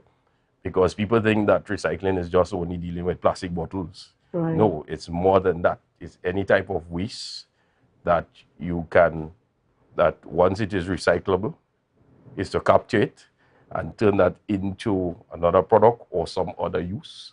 So, in fact, we actually did a session at Castara Government School. We did at Roxborough Secondary School. So we actually kickstarted it from right after Carnival. So the next activity we're going to do, we're going to start roll out the weaning Tobago people from the use of plastic shopping bags. Go ahead. So we have already ordered the reusable shopping bags, TRI branded shopping bags, Right. where we already have the groceries on board. We're going to start encouraging people as you shop, based on how much you spend, get a shopping bag, this sort of stuff. So one of the main concerns that we observe is not so much about the plastic bottles, you see the reusable, the single-use grocery bags. Right. That is something that have been brought to our attention for the longest while. And we have decided to do some form of intervention and start rolling it out. So those kind of series is going to be rolled out from in the new year, because even that we have expanded it to where we focusing on health and wellness as well. Yes. Because people don't realize that your vision is important, your dental health is important. And how all of these things are tied together. Yes. So we have different partners already on board that is going to be part of the pop-up series, even understanding basic CPR and first aid and stuff. Those are things that we are going to have as part of our pop-up series, where people are going to learn about recycling, but also learn about your health, your wellness, even your wealth as well, even financial education. Yeah. We already have our partners, Eastern Credit Union, where they already started the upcycle bin project. So we had deployed them at Hotel School, Signal Hill, two other and another school, Roxborough. From January next year throughout, we are making sure that we have upcycle bins in every school throughout the island. So that is how you start. It's not just about public education and awareness. It's the engagement activities are most important. Yeah. That is how you drive the cultural change, where you engage people, communities, everything. Because when communities and schools start taking responsibility for their waste, that can improve the island, the country as a whole. Very much so. And I think, and I have to applaud you here in terms of what it is you're doing, trying to change a generation. Yes. And there was a generation that just didn't care, just didn't give a hoot about,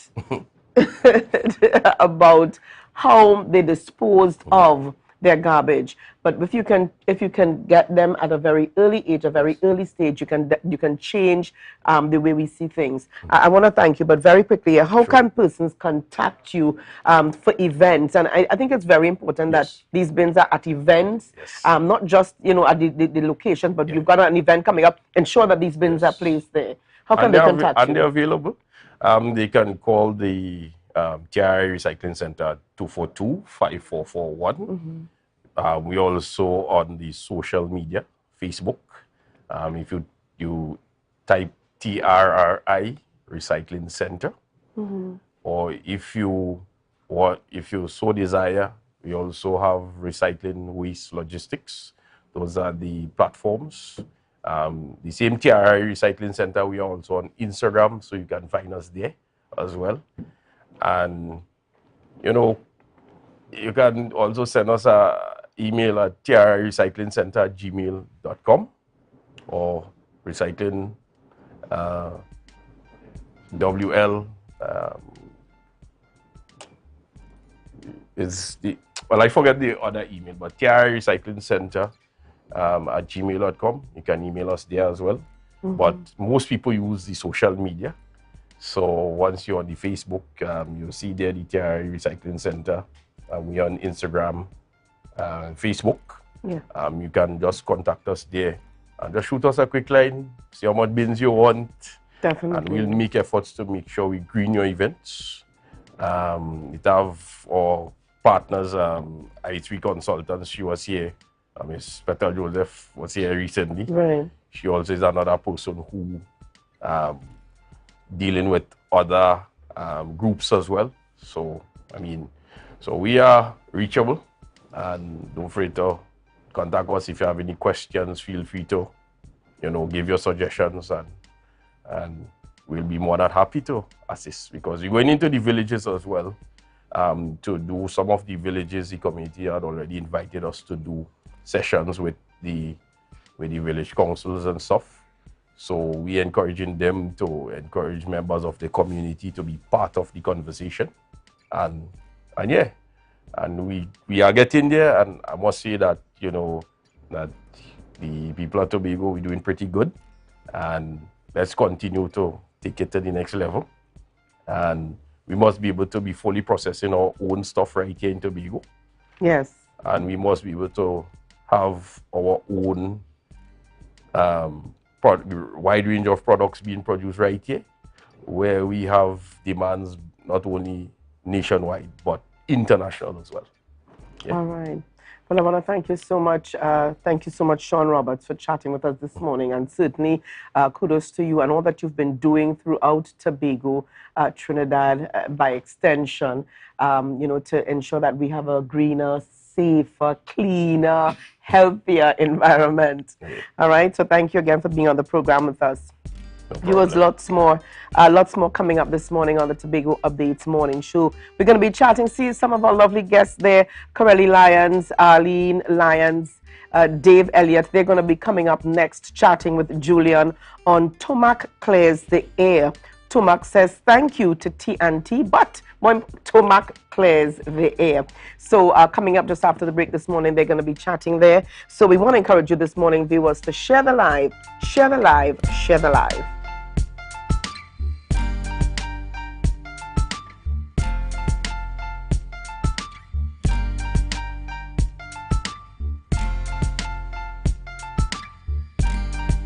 Mamailakai Home Services. We specialize in cleaning of carpets and rugs, mattresses, living room and dining room sets, vehicle detailing, cleaning and sanitizing of homes and commercial spaces. We also do landscaping and tree cutting, pressure and power washing, floor care, fumigating and air purifying. You can also call us for professional painting services, babysitting and adult sitting. Call us now, 333-4430 at Mamailakai Home Services. We take cleaning to another level. It's a different type of thing down there, and we party till we drop down there, with a lot of pretty girls down there, down in Tobago. The best place to stay in Tobago is at Thorn's Place, with rates starting as low as 200 TT. Call or WhatsApp 745-7306 or 682-8676. We are located uptown Scarborough, 5 minutes away from the port. Remember, at Thorn's Place, our aim is to make your stay safe and affordable. Welcome to the March Parfait Day Spa and Wellness Center, your premier spa experience located at Bonaccord, Tobago.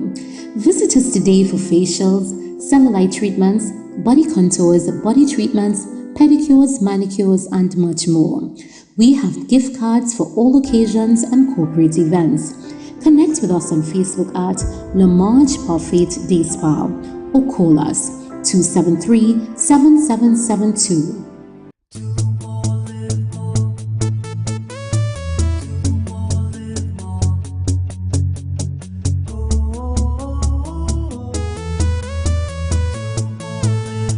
This is how it's gonna go. They better look up below, 'cause this is your show, and everybody's gonna know. Say it to them once again. They better look up below. This is your show, and everybody's gonna know.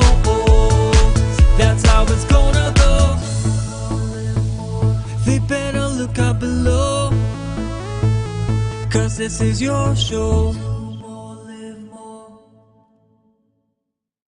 Tobago Glass Supplies has been a leading name for over 37 years in the glass and aluminum market in Tobago. We provide an extensive range of high-quality, innovative aluminum and glass products for commercial and residential use. Competitive prices with superior and professional services by committed employees who are guided by rigid quality standards. Tobago Glass Supplies specializes in the manufacture and installation of glass and aluminum products that are essential to today's homeowners and the business environment. We are engaged in marketing, sales, and installation of a variety of products. These ranges from windows and doors to necessities such as mirrors for homes and vehicles, designed and manufactured in-house or imported.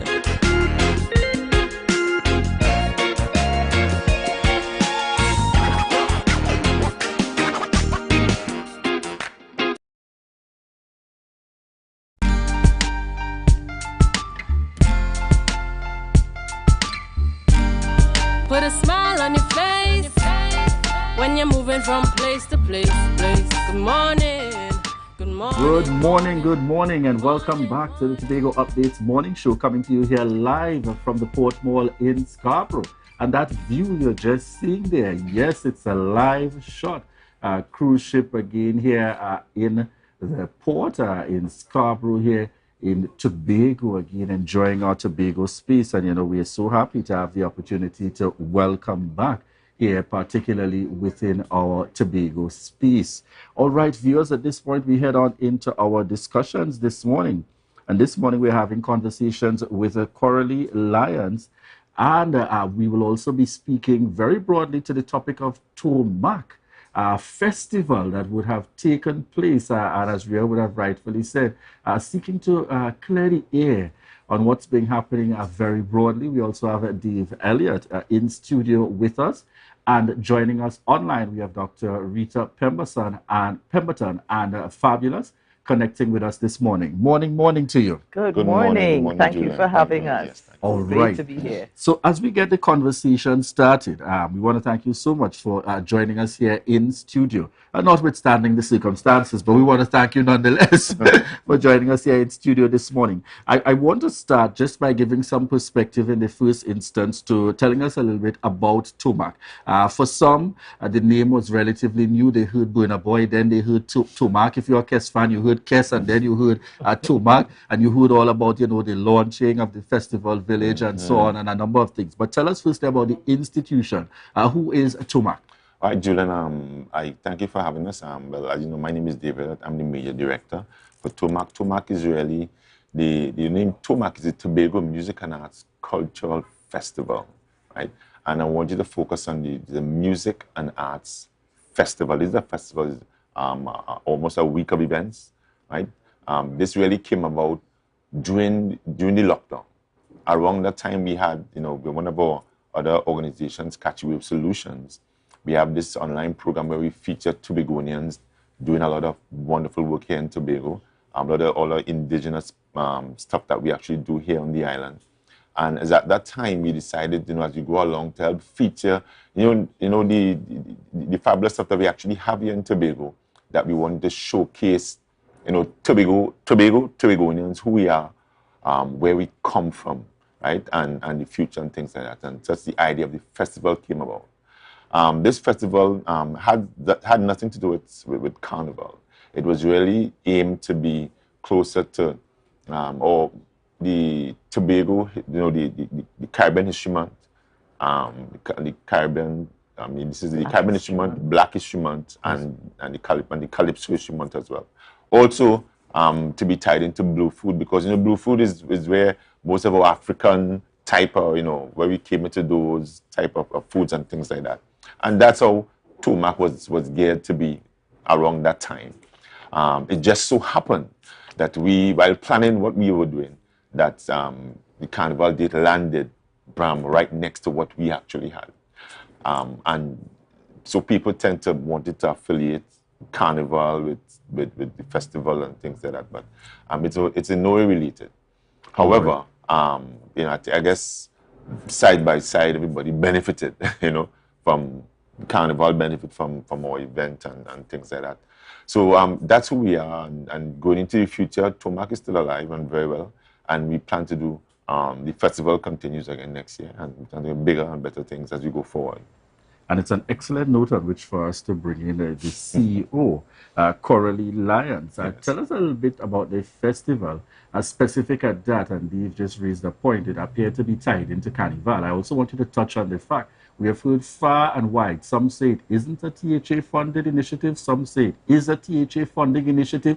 Give us some clarity as you tell us your perspective from where you sat as CEO. Okay, so again, thank you for having us here, for having Tumak here, Tobago Music Arts and Culture Festival, which is a platform, as Dave explained, where we as our Tobago roots can be explored and revealed and showcased. And yes, as you correctly said, Tumak and Tumak 22 is not a THA affiliated event, in that there was no underwriting from the THA in any way. It was privately run, and it was a coming together of a number of Tobagonians who have that commitment to all that is Tobago. It's really it's a journey. Tumak is really a journey. And so as far as its affiliation with agencies on the island, there was private investment for this year's event. We are happy to say that in all of that, it came off to be one of the most exhilarating kinds of thing. And as I say to people, it's about our ancestry. And today we are here to say, basically, I just want to say, like, Ashe, Ashe, Ashe, as we say, in that we are giving thanks for what our ancestors have driven us to do with Tumak. An integral part, one of our key persons involved has been Dr. Rita Pemberton, who has been providing us with the deep research into our heritage, into our history, into our ancestry, and which is what Tumak is all about. It's very Afrocentric insofar because we know most of us, Tobago in and of itself, our culture and our heritage is deeply rooted in our African ancestry. That slave period when most of our forefathers were brought here across the oceans. And hence we also have a very close relationship and collaboration with the Nigerian community here in Tobago. And again, I just want to introduce and speak to Fabulous Wachuku, who has been our liaison with the Nigerian High Commission. He has been so close to the Burna Boy family in that they have come from the very same village in Nigeria. And so there's a lot. But someone too who has very been, as I mentioned in this, who I also want to just recognize and say we pay homage to and we treat with all the thing, has been my sister, who again, having seen the vision, joining us in that vision, understanding the culture that we speak to, was one of the persons who made this possible and has worked closely. So we have this heart. We are about the heart of Tobago, the roots of Tobago, our people, our spirit, and our culture. So today we really want to say that we as well, we started this movement. We recognize the relationship that someone like Burna Boy has with us as a people, and we brought him here for the very first time, and he recognized that connection. We are no way in no way associated with the concert that just took place. We just have to say that Tobago led and others followed. So we can speak very proudly, and of course we say in our culture, in our Africanness, what we say, the word we use, Modupe, we are so grateful, the rains that blessed us. And at that point, I want to say, for those of us who were there and who stayed the course, we appreciate totally that support. As we say, in everything, that there's a learning experience. This has been a learning experience, a powerful one at that. And we are just really energized to look forward to Tomac 2023. And it's coming. It's going to be big. It speaks again our roots. I just want to say this is about back to roots or journey. Tobago, Tobagonians, those of us African spirited, be proud, stand tall, and be a part. We say we feel the earth. And again, I want to just use this platform, if you would allow me to again say to our patrons, sponsors, partners, friends who weathered this storm with us, and it was a thunderstorm. Literally in some instances. No, it literally, and I will give you some feedback, direct feedback on the night of the show before we bring in Dr. Pemberton to talk about the village, the amazing things, fabulous to talk about the Burna connection and how it played out in Tobago, is that we feel so honored and privileged to have been fed the response that nowhere in the world, as the agent and management of our brother or prince from Nigeria said, nowhere else in the world would that performance have come off and taken place. But it was a moment of energy, it was a moment of connectivity, and it is one of his best, to quote them exactly, it was one of his best performances, if not his best performance they have seen Burna Boy deliver before a crowd. And as you say that, Julian, the video that you're seeing right now, there is audio on it, and you would actually hear Burna Boy himself saying that, the fact that he's been here for this part of the world for the first time, and when he came to Tobago. So I don't know, sometime during the interview, you might be able to play it. It's only about a minute. You could actually hear what he actually says about Tobago and actually fact to be here. All right. Thank you, Dave. And certainly we want to also bring into the conversation here Dr. Rita Pemberton. And Dr. Rita Pemberton would have been the festival village producer and historian, and usually giving us that opportunity to really pay attention to the historic perspective in order to have us derive a greater appreciation. Dr. Pemberton, we want to start off by getting morning to you. We want to start off in getting your perspective in relation to, are you satisfied that the festival village that you would have envisioned was able to meet the objective of bringing to life that perspective and all that it had to offer for persons visiting the island here in Tobago for the Tumak Festival? Most certainly, yes, and more. The village was intended to celebrate the life and work of Lord Chief Bobagunwa of Iwo Ate, Dr. Lord Nelson, who stands as a living example of how a Tobago person can carve a successful life by staying close to his or her roots and moving onto the international scene. So what we did in the village is to focus on Tobago's culture, to look at empowerment, the development, very key, of Tobago people, of resilience, creativity, health and welfare. So we use those as guiding principles for our appreciation of our perspective on our traditions, right? So in the village, we had exhibits, um, compliments to the Tobago Museum, exhibits of yesteryear, and people were very surprised. People could understand how a household existed on a lamp with a glass shade, and that out of that community with that kind of facility, we generated young men and women who went abroad and starred, and some of our famous icons came out of that, a society with that kind of support. Sewing machine, the iron, many women could only find employment as laundresses, and they had to use those gas irons and flat irons. And people were awed. They were amazed. And, the population that passed through had never seen them. But the crowning point was the cranking of the ice cream. Again, this generation doesn't know what an ice cream freezer was. And the cranking exercise generated much arm work. People came in and participated. They participated well in the after effects because we shared the ice cream. But, the whole process was very, very exciting.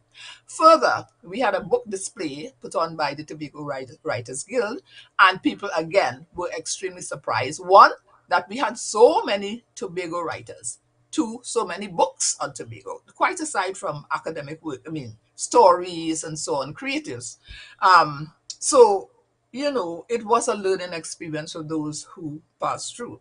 And then we had a very, very informative, impressive presentation on youth and domestic violence in Tobago. That's a social problem that we have to deal with. And it was, a group of people got together, and out of that group came many, many deep issues that need resolution. So we did that. But in addition, it was very interesting that when I looked on, there was a conversation going on about recycling and encouraging recycling in Tobago. But I would like to say that Tobago has a history, one, of greening the environment, and two, recycling. And we thought it was best to try to resuscitate that activity by going to the schools. So we created a recycling project. It was called the ICANN project, and it was restricted to schools in the Plymouth area, as a starter. And we had over 300 entries from the three schools: Bethany Government, Blackrock Government, and Plymouth Anglican Schools. And we have prizes. We have not yet had the prize giving function, but we have prizes for the three best presentations and for the schools from which those students came. And it was very interesting because what used to happen in yesteryear is that any item, any receptacle that got into a household in Tobago was recycled and repurposed. So you will get a milk can, and it will end up being a cup that people use for dipping. People who was in the banana business, into the farine business, into the cornmeal business, they had their dippers.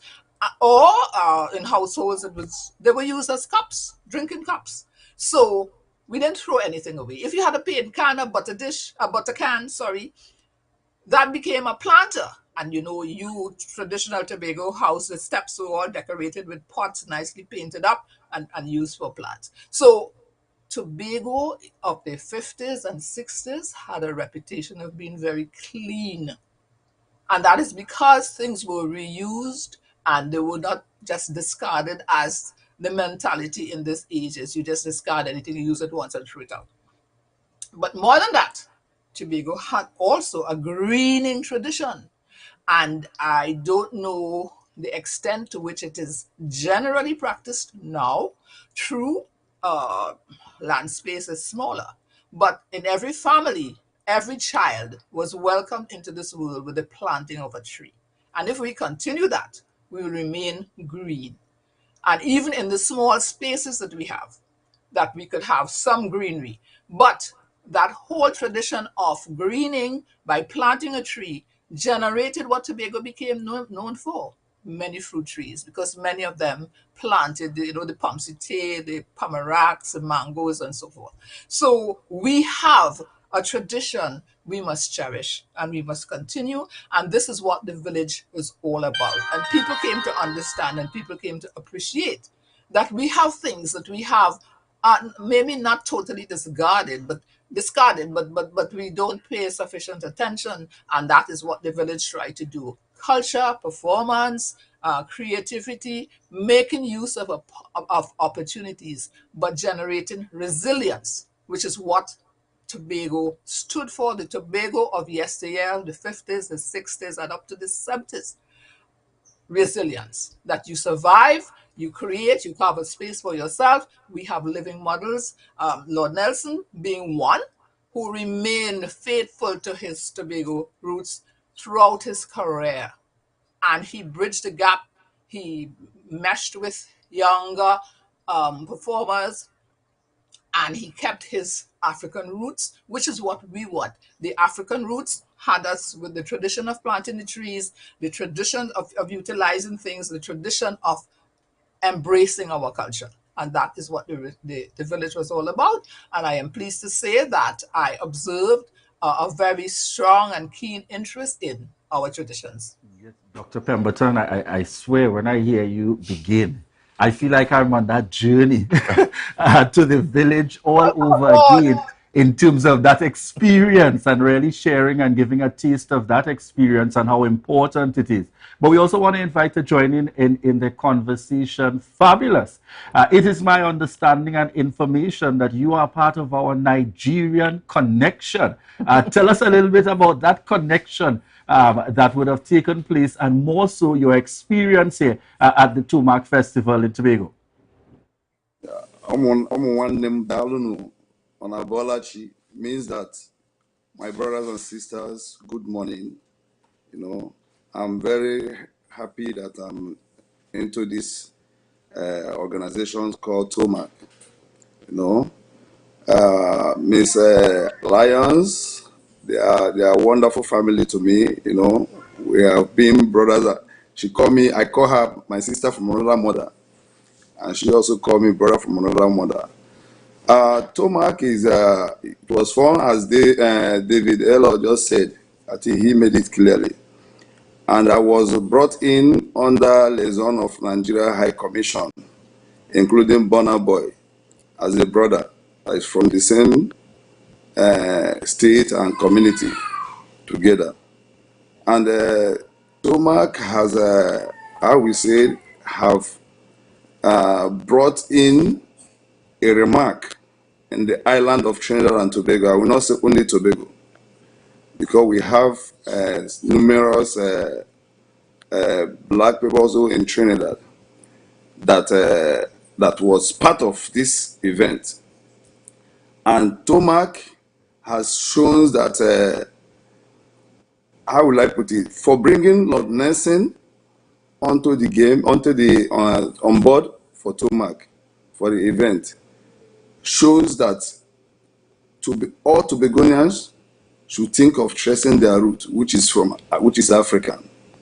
As Dr. Pemberton just said, I think everything concerning Tomak is all about Africa and going about the root. And that was what motivated me to push ahead with the Nigeria High Commission.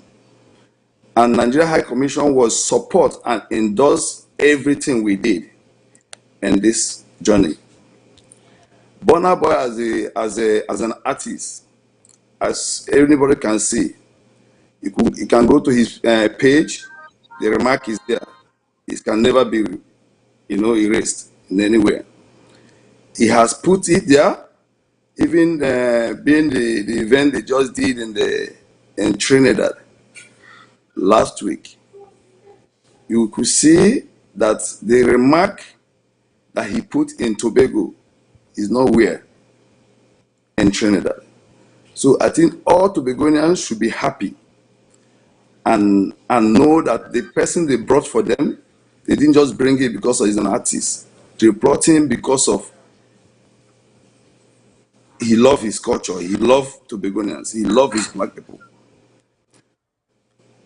So I will say in our next journey of moving Tumak forward and moving black people forward to the world and to Africa, come 2023, I will urge all Tobagonians, all the blacks in Tobago, to come out and support Tumak event come 2023, because we are not coming as a little, we are not coming as we just started and we came with big fish. So this time around, I think we are coming with big meat. So that is only what I want to share. And another area I want to emphasize on, I want to point my hand on, is onto THA, because I think following this journey, you know, we have written to them, they called us, and we went, and after said and done, we got a lot of promise from them, and no one was fulfilled. And, you know, I will say that the THA did not, I don't think they don't know, they know what the person that came to the island, because Burna Boy has been, how will I put, he has been a man that anywhere he goes, that country or wherever the country is, if he's in the small part of the world or whatever, it will show that country. And Tobago has impact on this, and I think THA knows the help that people that is in Tumak, which is the Ale, Miss Ale, and the sister Corey, Miss Lyons, what they brought to the island was to showcase Tobago. It wasn't an event of promoter. It was an event to help the people of Tobago. And I will urge the THA to give a listening ear to those both sisters, because they have done well. They did not do it because of their shellfish. They did not do it because of anything, but they did it because of they love their people. I think Miss Ale could have stayed in the States and enjoyed herself. Miss Lyon was she's a retired I think it was a bank. She will have stayed and relaxed herself and enjoy herself. They paid the money for Burna Boy. No THA, nobody. They paid the money for Burna Boy. And they brought this for Tobago. They brought this for Tobago. They did not bring it for any Trinidad or anybody. They brought this for Tobago. And today, you can see what is happening in the airport. You can see what is happening in the ferry. Everywhere is booked up. Every time you go, you will not get flight. And I think is the impact of Burna Boy coming down to Tobago. I think perspective there from they could do more Fabulous. than that. Yeah. All right, so we're just about running out of time this morning, but we certainly want to take the opportunity to get from you as a festival CEO, what can we look forward to in relation to Tumak heading on into 2023? I think Fabulous spoke to you might get bigger and better. So what can we look forward to? No pressure at all, Coralie Lyons.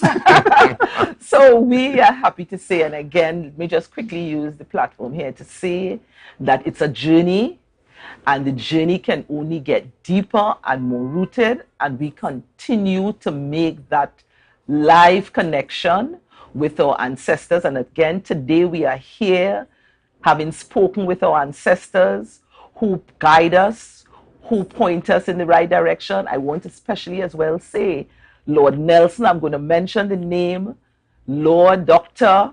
Robert Lord Nelson, as we call him, Chief Bobawonga. He was very much a part of Tumak and where we are at today. He has been like the grounding advisor guiding us. We did Tumak 2022 was on his home ground in Plymouth. And next year we are going to say we already have a secret location that Tumak 2023 is going to be coming to you all from. And again, those persons who did not make 2022 because of the weather, those who lost out, purchased tickets and were not able to do, we regret that you were unable to be there. Those who weathered the storm with us, again, we so appreciate and love you. And to our ancestors, and all the persons who have worked with us, our Nigerian High Commissioner, who has been at our back as well. We say thank you. We say thank you, and we love you all. And Tomak is here to stay. We already have opened up an office in Tobago, so that what that says, our roots are going to continue to stay here and be grounded here. So we are looking forward to my dear brother Fabulous and all the folks of the Nigerian community, so many to mention here in Tobago. Being a part of us is one of the most amazing things that we have experienced. And so excellent. Thank you for having us. Thank you so much. And Thank again, you look indeed. forward. We are not going to announce who's going to be here, but look out for our African connections being live and present in Tobago, Tomak 2023. Have no fear, viewers. We're certainly going to hold her to that and getting that information here from the Tobago Updates morning show in turns to share with you as we head on over into 2023. I must say, having attended the Tumak Festival on two of the nights, it would appear now, Tobago, we stand proud with what appears now just to be showers of blessings when we make the comparison.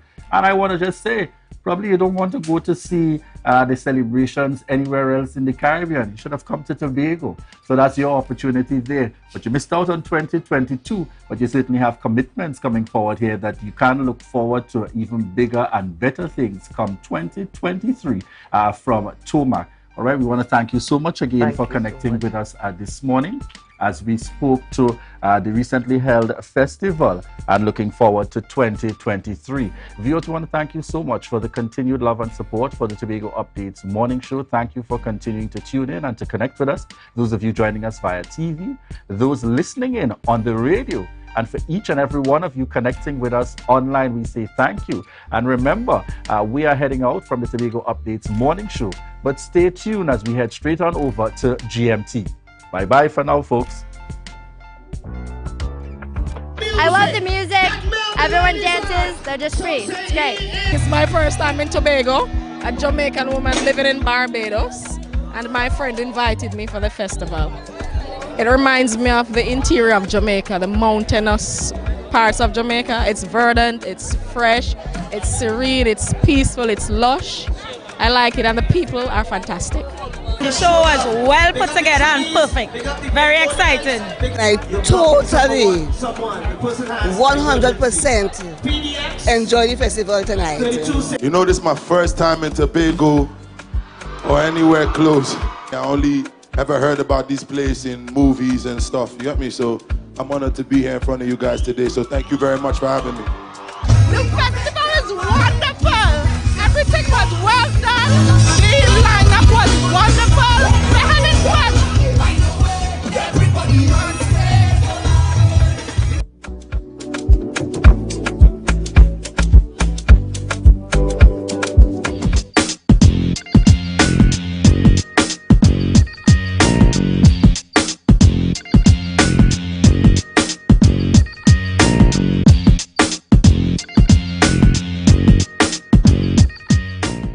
Chief Management Accountant Petilan Roberts has issued an apology to contractors over recent challenges with Tobago House of Assembly checks. Mrs. Roberts says the issue related to 3 THA bank accounts was caused by a change in the Assembly's cash management system. In 2003, the THA decentralized its bank accounts to give divisions autonomy in managing their finances. 11 years later, in 2014, the government began the process of digitizing and modernizing its infrastructure. The Assembly's public financial management system was part of the pilot project. So whilst we were undergoing all the change management and the developers came to Tobago and they saw the Tobago House of Assembly framework for bank accounts, they said, listen, this system requires fewer bank accounts. The THA had, in last fiscal, 70 bank accounts. Wow. So you can imagine how difficult it is to manage 70 bank accounts. So with Free Balance, which is the software that the THA will be adopting very soon, as soon as this week, we are just waiting word on central government. we had to have the changes of the bank accounts, and this was a direct result of what had transpired with the checks. The chief management accountant says the assembly operated 70 accounts. In October, the operations were changed. This means the Division of Finance now has a strengthened treasury function for the THA. All of the accounts have been consolidated into 4 main accounts. So we had divisional payroll accounts, divisional goods and services accounts, divisional development program accounts, and divisional special purpose accounts. So when the developers came and they looked at our framework, they said, listen, this cannot work in our IFMIS, in our information system that we want to adopt. So therefore, you have to change it. So we consolidated our resources in fiscal 2023, this fiscal. So all the releases I know in 4 separate bank accounts rather than being disbursed to divisions. Now, when you issue a check, it's against the releases. These checks that bounce had nothing to do with this fiscal. These checks were issued prior to September. And therefore, persons who are now coming forward, and this is only evident in 3 bank accounts so far. I don't think we would see the issue because we have asked divisions to reconcile and look at your accounts, look at your unpresented checks, look at your unspent balance, and ensure that you have the resources to which these checks can be matched against. So when the first check bounced, we had a meeting at the Division of Finance to treat with the matter. As a matter of urgency, I did call yesterday somebody who had a problem with their checks, somebody I knew who had a return check. And I asked, was your check reissued? And they told me yes. Ms. Roberts was speaking on the Tobago Updates morning show. That was a production of the Department of Information, Office of the Chief Secretary, Tobago House of Assembly.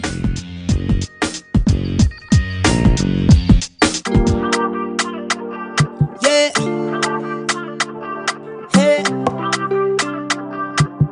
Tobago Updates. Good morning, Tobago. Wake up with Candace and Welcome to Good Morning Tobago on Tobago Updates, your source for current affairs in Tobago, Trinidad, and the region, with the perfect conversations to complement your morning routine. I am Candace Jackson, and viewers, we are going to get straight into things this morning. We are going to be starting with a conversation with Dr. Shane Mohammed. Of course, he's one of our political analysts in this space, and we're going to just get from him just some views about, the past year of the THA in office. So a special good morning and welcome to you, Dr. Shane. How are you?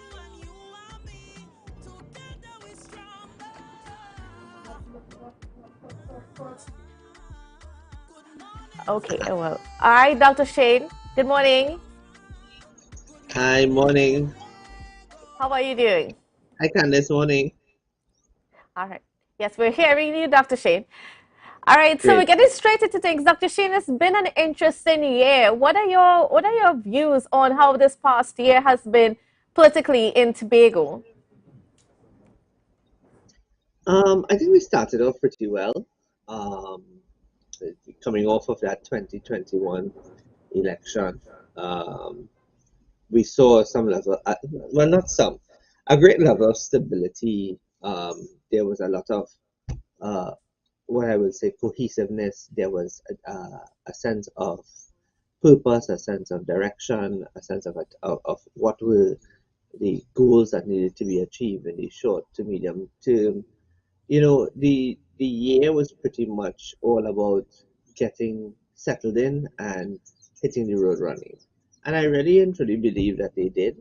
The executive did hit the road running. They did, that teething, those when new people get involved or get elected into office, there tends to be a long honeymoon period. And what I think is important is that there were structures that were put in place by the administration, especially when it comes to information sharing and communication, which I think is one of the critical aspects to good governance. And having a platform that remains steady and consistent is one of the highlights of the administration. So that particular aspect of the administration is what is very admirable. Additionally, we saw that there was development in several areas. We saw Tobago Carnival was able to get jump started. It was initiated. It was successful from all from all reports. There was no issues with regard to it being over-financed. I don't think the expenditures were so exorbitant that it made it into a scandal. There are people, however, we must recognize that there are people, however, who would like to discount and discredit the fact that Tobago Carnival was able to get off the ground. I saw where Dr. Faith as well put out that there was a lot of infrastructure work done in Tobago during the course of the year. We saw the Comfort Suites Inn and the Comfort Suites Hotel that was under construction. It is now operational. So we saw Condor come back into Tobago. We saw Virgin return to Tobago. So there was a lot of things happening in various sectors throughout Tobago. I know that the Secretary for Infrastructure has been arduously doing his work with regard to consultation as we move forward to making Scarborough a better space and a more efficient space. Yes, ma'am. Yes, Dr. Mahmoud. So I wanted to get from you also is that how much do you think the whole issue between Mr. Watson Duke and Chief Secretary Fali Augustine, how much do you think that hurts this administration, or does it hurt this administration's reputation for this term in office? Candice, what I want to say that is very important, and it was even a lesson that was said to me when I was involved in and getting involved and getting out of politics as well. And from an academic perspective, I could say this. From a political perspective, I can say it as well. One does not outweigh the other. You see, when you go into public office and you tell the truth is what is going to be your saving grace. When you go into political office and you understand the roles and responsibilities and the duties of your oath of office, and you have that an appreciation for that, then that makes a man or a woman of integrity out of you. And I do not in no way, absolutely in no way, believe or think that the Chief Secretary has any intentions of making errors and mistakes of the past. And I don't believe that the Chief Secretary is a person who is dishonest. He hasn't shown any indication of being dishonest. For every quote unquote error that may arise, there is a legitimate explanation and discussion that is put forward in the Tobago space, which I think is very critical to good leadership. What I am disappointed, I'm not disappointed. I would be lying to say I'm disappointed. I'm not disappointed.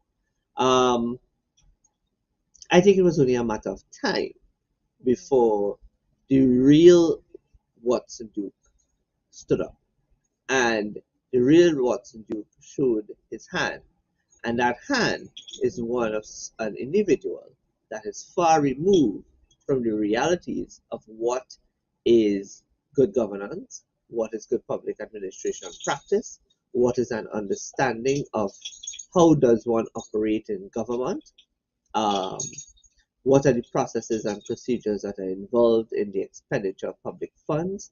And it is not yours. Public funds is not the ownership of those persons who hold office. Public funds are exactly that. It is the state's fund, it is the people's money. And therefore, you can't simply behave in a manner that makes you believe that you can simply walk in at midnight or at after hours and demand that money is handed to you to give to another third party. And that is exactly what happened in this instance. So, to answer your question, So now on that background, there's no hurt. There's no hurt anywhere, Candice. There's no dismay. There's nothing for the people of Tobago to worry about. There's a government in place, there's an administration in place, a THA executive that is fully operating. I think every political scientist that has spoken on this matter, senior to me, equal to me, even the experts, the political experts in terms of the practitioners that have spoken about this matter, has clearly indicated that this is not about a political party, it is about the individuals. And I want to remind Tobago that in the Tobago space, Mrs. Deborah Moore Miggins was able to win one of the seats that she contested back then as an independent candidate. So therefore, it goes to show that what has been said about the THA constructed to represent individual and for individuals to represent the people is far greater and far outweighs any political entity or political organization. Dr. Mohammed, you also were one of those people that supported early on the idea of, power sharing within a party, that, you could have a political leader of a party, but you could have another person that takes that leadership role in governance, whether it be in the THA, the central government, whatever it be. Are you still in favor of that theory? Well, I don't think it is. I think the duality of leadership is what I would call it. The duality of leadership is very critical for balance, and it was proven that the duality of leadership was very critical for governance in this instance. And God help us, had there been only one person holding the reins, because I can say without a shadow of a doubt that you would have had a collapsed THA today. And that collapsed THA would have been as a result of, if he had been the chief secretary, it would have been scandalous. He would have scandalized the whole notion of good governance and bringing something new to the table and giving Tobagonians that sense of hope and that sense of need for accomplishment of several major aspects of the governance structure within the Tobago space. So yes, I am in full support of the duality of leadership, but the duality of leadership also has its place. It can it may work, it has its ability to work very well, and then it can also be a check and balance, but it can also not be used at all. And it has to be, the duality of leadership is a context, has to be placed in a context for it to be fully understood. And in this instance, it was fully understood why the duality of leadership was able to work to the extent that it did. Had it not been in existence or not been utilized, I think we would have been looking straight into another election, and one that the PDP would have been very much in a worse off position than the 6-6. And as we're looking forward to 2023, what are you expecting, or what do you see coming out of this administration? Well, I want to tell you from the onset, Candice, that this nonsense about people calling upon the chief secretary to call an election is nothing but silliness and dotishness. There's no need to call an election. Nobody did the chief secretary, and I keep repeating myself, and I will say it again and again. Did the chief secretary lose a motion of no confidence? No. Did the chief secretary misappropriate public funds to cause him to become to be charged for any criminal activity? No. Did the chief secretary act in a manner that brought the office of chief secretary into disrepute? No. Did the chief secretary behave in a manner that is akin to misbehavior in public office? No. What the chief secretary did is he told the truth. He said that it is not a simple walking into the office of the chief secretary and walking to the chief administrator and saying, I need $250,000 now, and I need the check signed so I can send it to X or Y. That's not how business is done. There's a process to follow. Did the chief secretary, was the chief secretary obligated to the Roxborough folk performance? The answer is no. There was no obligation by the THA. Why? Because the Roxborough folk performers did not go to their destination to represent the THA and or the division of culture in any manner or form, and therefore there was no obligation whatsoever. What was extended was goodwill on the part of what the chief secretary and the government of Tobago, right? So therefore, that whole notion of he may have done something wrong, he did something good in terms of he extended goodwill, and he did it within the remits of the law. And if the if the former deputy chief secretary cannot understand that, then it is clear that he has to go back to reading books and understanding how things are done under the Constitution, under the THA Act, right? This campaign that he has now, where he's asking Trinidad to help him in Tobago, a poll done by TV6 the other night resulted with 100% saying no, that Trinidadians are not going to help him. Why? And that goes to show again that Trinidadians does not have confidence in his ability to be fair-minded, to be able to lead with a transformational and innovative mind. He has not gathered the confidence needed to be a good leader. In fact, he goes down in history as being the first political leader in governance and in government to be relegated to the opposition benches because of a mass movement and a cataclysmic shift by his members out of his political party. And as far as I'm concerned, Watson, you could take his political party and go and try and make something out of it in Roxborough. And right now, as we see it, Roxborough is getting service from other the slack that is existing in terms of his inability to effectively represent the people of Roxborough and environs is picked up by other members of the of council. From all of my research, the Roxborough Hospital is fully on its way to be properly operationalized with all of the human resources necessary, from doctors and nurses to administration, to ensure that people do not have to travel to Scarborough General in order to get emergency services and surgeries and to be able to stay and that sort of thing. That's an achievement on the part of the health secretary, right?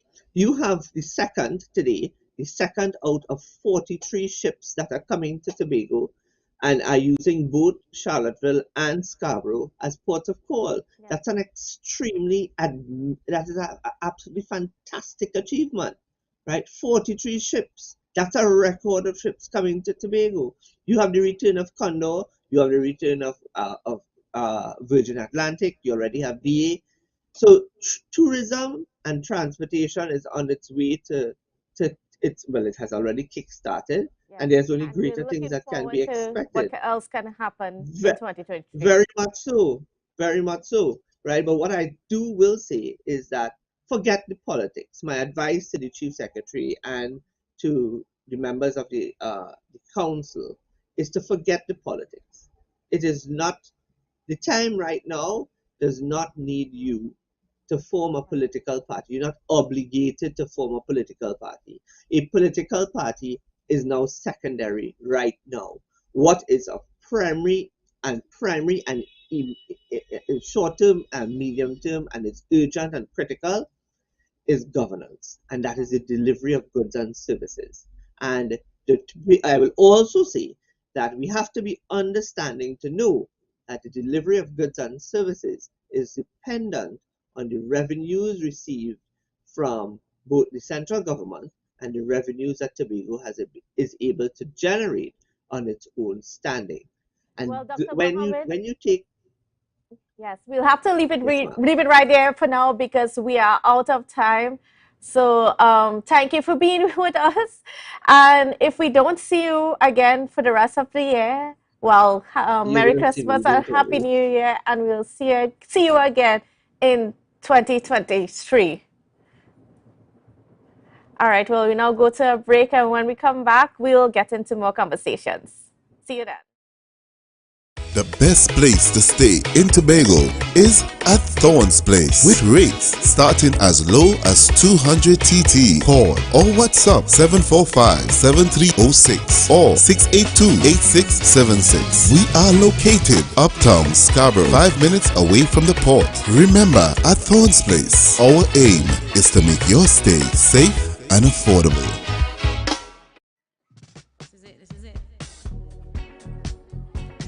Excel Spa by Haley, where our highly trained staff are ready to deliver the top-class services in facial massages, waxing, nail enhancement and body treatment.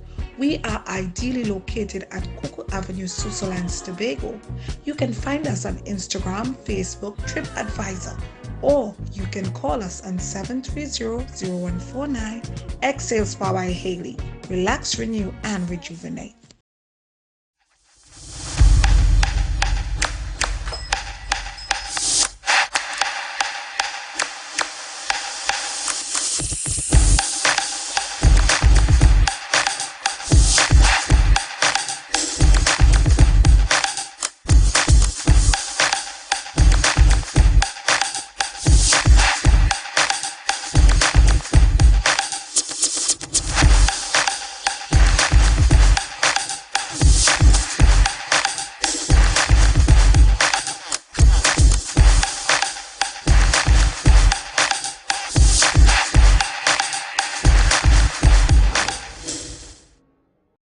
It's a different type of thing down there. Man, we party till we drop down there. With a lot of pretty girls down there. Down in Tobago. Spread Christmas joy and cheer with a loan from Lambo Credit Union this year. Get 100% financing for shopping, home renovations, furniture and appliances, debt consolidation and much more. Did we mention no payments until the end of January 2023? Get the most flexible repayment periods and the best interest rates around. Call 639-5060 to book your appointment today. Or visit us on Facebook or Instagram.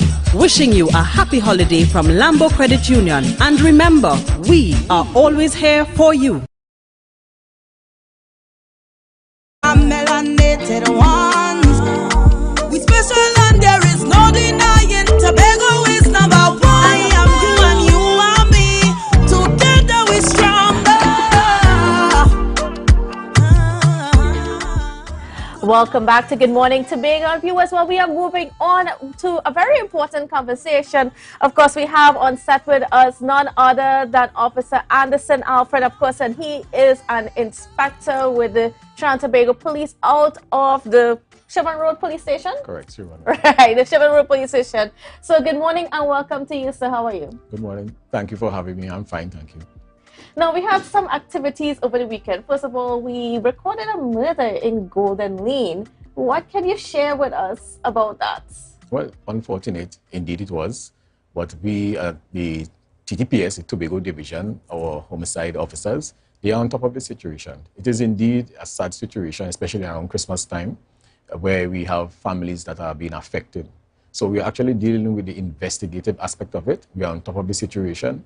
And we're also dealing with the social aspect, which is to let the public know that there's no cause for alarm, that we are on top of the situation, and our presence will be felt within and continue to be felt within the division.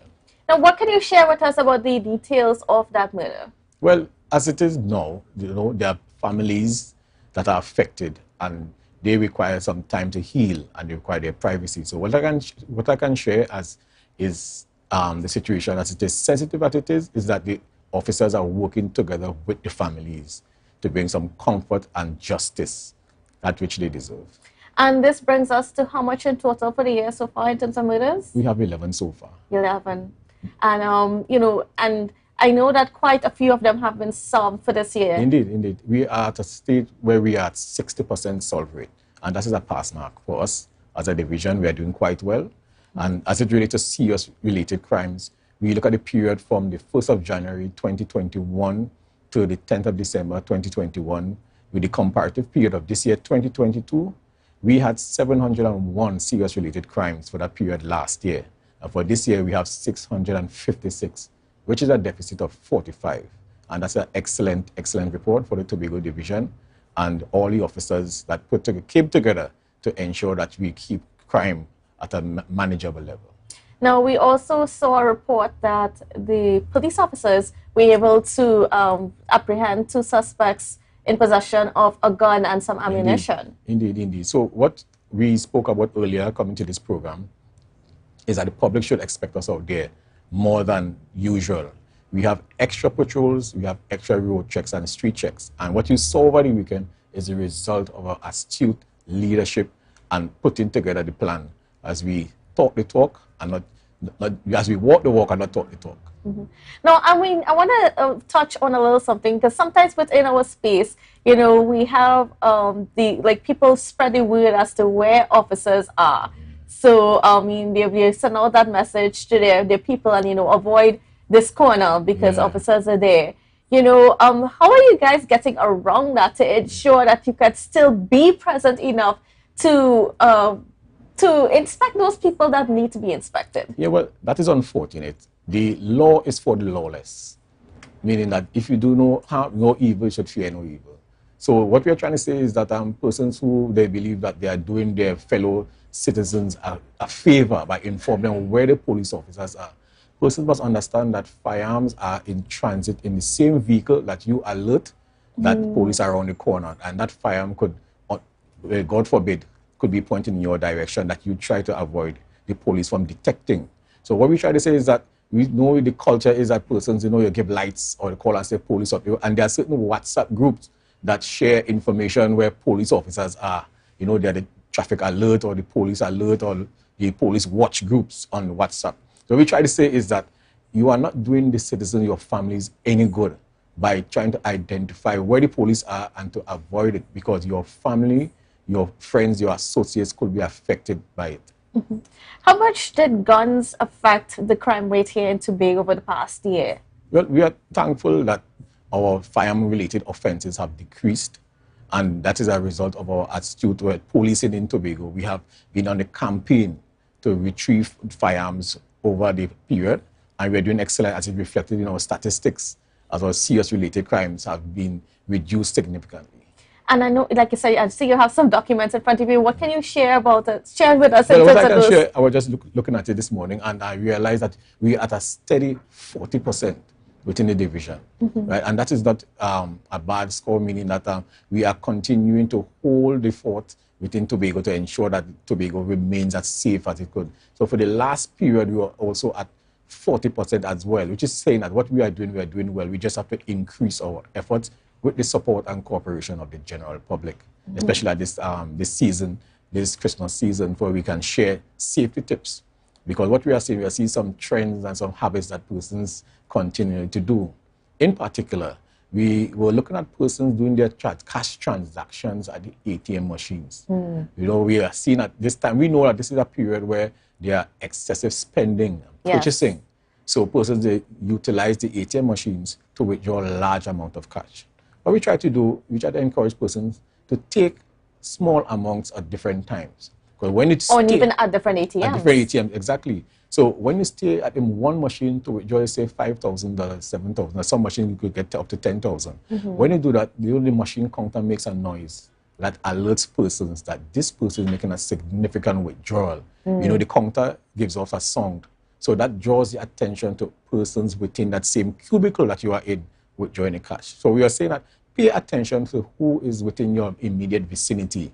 Be aware of your surroundings and your environment. So we encourage persons to make sure that you are withdrawing the amount of money that you need at different times so that you cannot be predictable and you cannot be followed after. And then are you in conversations also with the banks themselves? Because, I mean, we know some banks, it doesn't matter if you're withdrawing $100 or $10,000.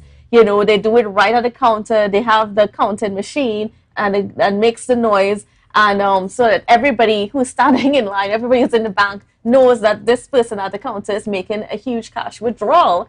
Are you in conversation with them to see how there's a way that we could have that done in a private or a soundproof space so that, you know, people can't detect that that's happening? Well, absolutely. I can give you one example for the Tobago Divisional CID, the Criminal Investigation Department. They have been doing a robust campaign on safety. They have been to credit unions and they've been to several banks. And what we have advised them to do, that same advice that you gave, to ensure that these large withdrawals are done within a private area. Yes. We want to encourage the public as well. If you are making these withdrawals and you are not comfortable as to where you are and the persons that may be within the institution, you can ask the customer service representative that, can you take me to an area where this can be counted in privacy? I'm sure that to encourage good customer service, they will do it. All right. And then what are you mentioned you're noticing some other trends that are happening within the space and that is attracting your attention. Yes, what are those trends? If you drive through the communities of Tobago, you will see large, expensive boxes on the outside of person's property. You know that, Yes. for example, persons who may have purchased, coming to the end of the World Cup season, they want to have this big screen TV.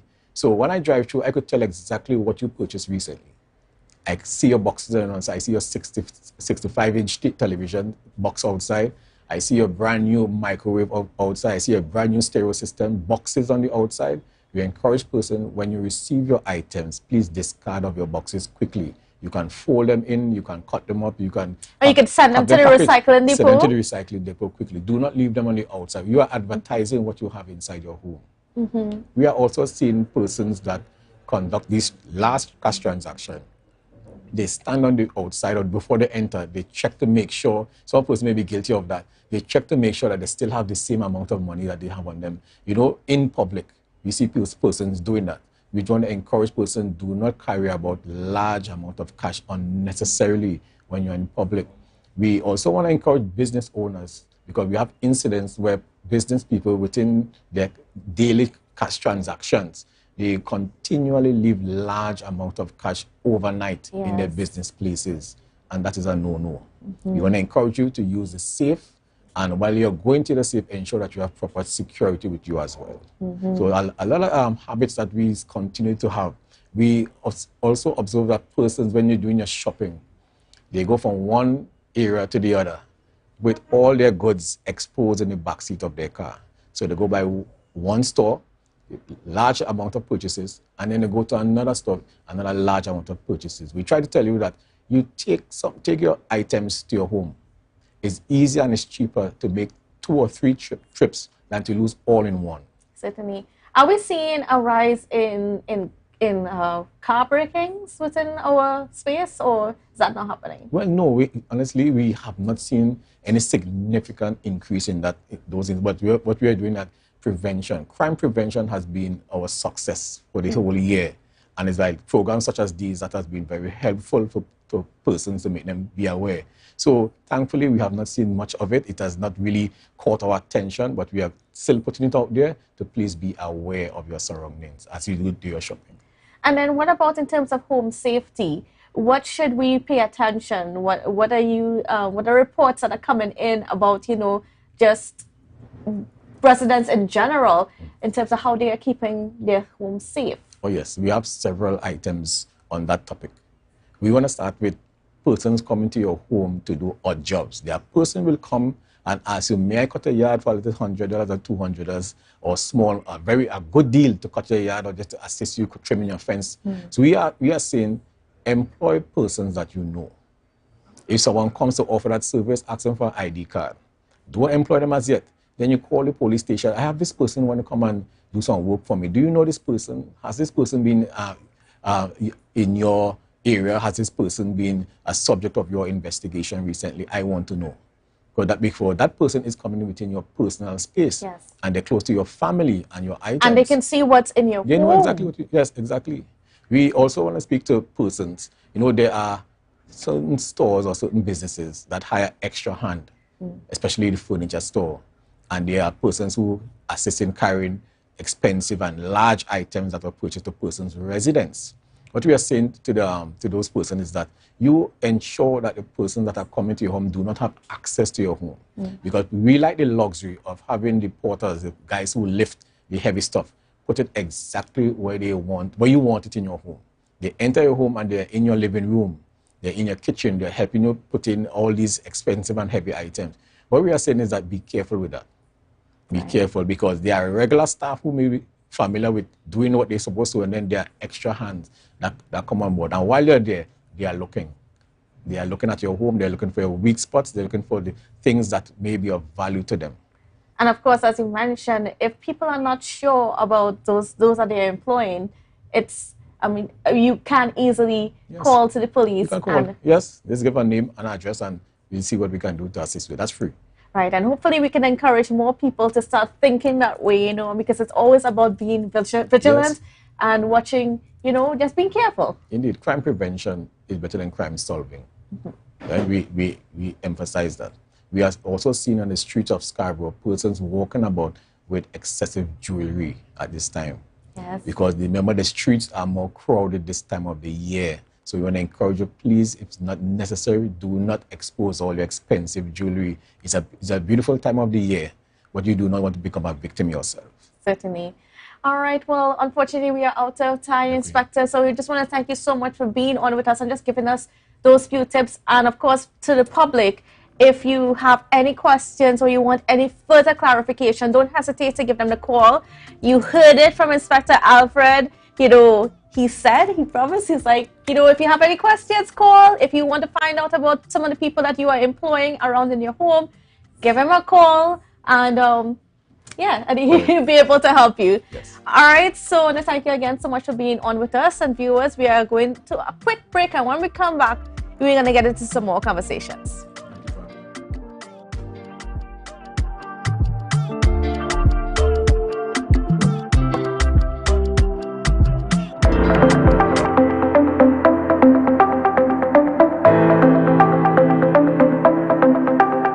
Full Disclosure with the Executive every Thursday at 8 p.m. only on Tobago Updates.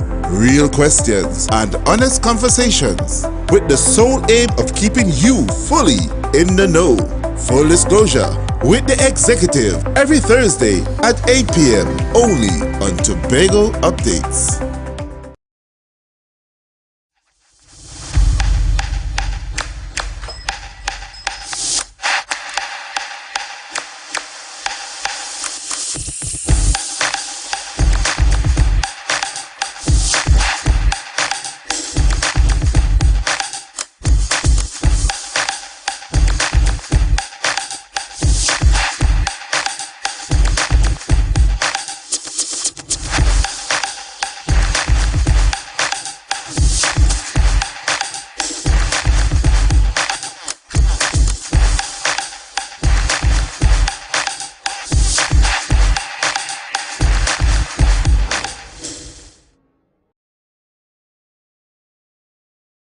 Never ever worry, don't mind if life make you sad. I tell them never ever worry, if your house get flooded out real bad. I tell them never ever worry, what I'm saying is true. So just consider, Tattoo will always be here for you. Tattoo, where people are people. You know what I mean. Our national borders, our first step to security, but a possible access point for guns, drugs, crime. If it does not look right, do the right thing. Call Crime Stoppers anonymously. 800-8477. Report possible border crime. Lifespan is the affordable critical illness plan you need. Cover expenses up to $1 million. Tattoo Life. Guaranteed protection. Welcome. It's Christmas time at Le Marge Parfait Day Spa. And we invite you to indulge in a range of gift vouchers, gift packages, body pampering services, and more. We can even host your next spa party. With 2 branches conveniently located in Trinidad and Tobago, we look forward to making your experience beautifully unforgettable. Call us today or visit our website, elparfait.com. Feliz Navidad. Bienvenido a Limas Parfait de Spa.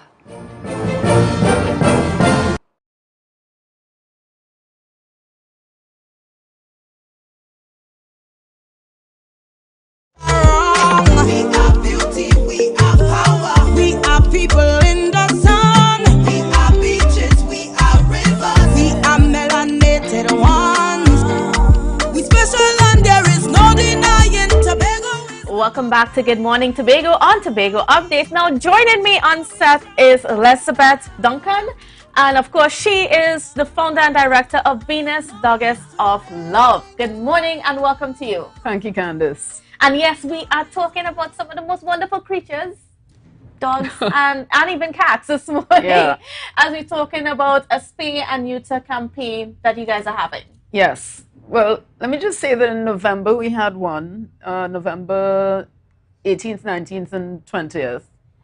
And a lot of people from Tobago brought their dogs and cats to be spayed and neutered. And we also caught a lot of feral cats, and we did those as well. And in total, we did about 67 in the 3 days. And this was done with Dr. Raymond Dionanan from Trinidad, a vet, Yes. and another vet team that he brought in with him. And of course, he's going to be bringing up another vet team. And this is happening when and where? We're planning another one for March 2023, about the third weekend in March. And we'd really like to encourage people in Tobago to bring their cats and dogs, or even if they have any stray animals that they may feed or care for, to bring them in. This is a low-cost spay and neuter drive. So they'll actually be paying like half the amount that they would pay, half or less that they would pay for regular spay and neuter. And of course, spaying and neutering is extremely important in terms of, you know, keeping that population down. And I want you to expand on that quite a little bit. Yes, I would love to expand on that, because especially now, I'm sure anybody driving along, if they're the kind of people who notice animals, because some people don't see animals on the road, and there are a lot of dogs now wandering around looking like ghosts, looking either very skinny, sick, injured, confused, because they've been dumped. People are dumping their animals because the cost of dog food has increased. A lot of people can't... almost twice. Yeah, even if they don't buy dog food and they just cook for their dogs, a lot of people could barely even afford to feed themselves sometimes, far less their animals.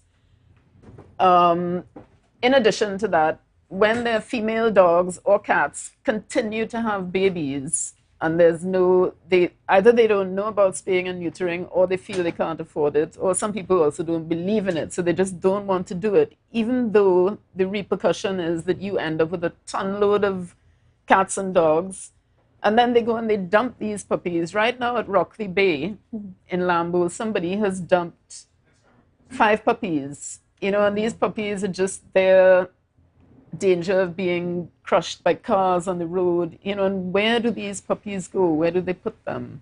I mean, what do they feed on? And of course, then they also cause damages in the environment in terms of your garbage and that sort of thing. Well, that's the thing too. People tend to dump their animals, unwanted animals, at that beach and at popular beaches because they feel that people going to the beaches will feed them. But that's not the way to do it. You know, you're putting the responsibility on other people, your responsibility. And I use that word because to have a pet is to be responsible. To have a pet is like having a child. And the ideal is that you'll be responsible for your child.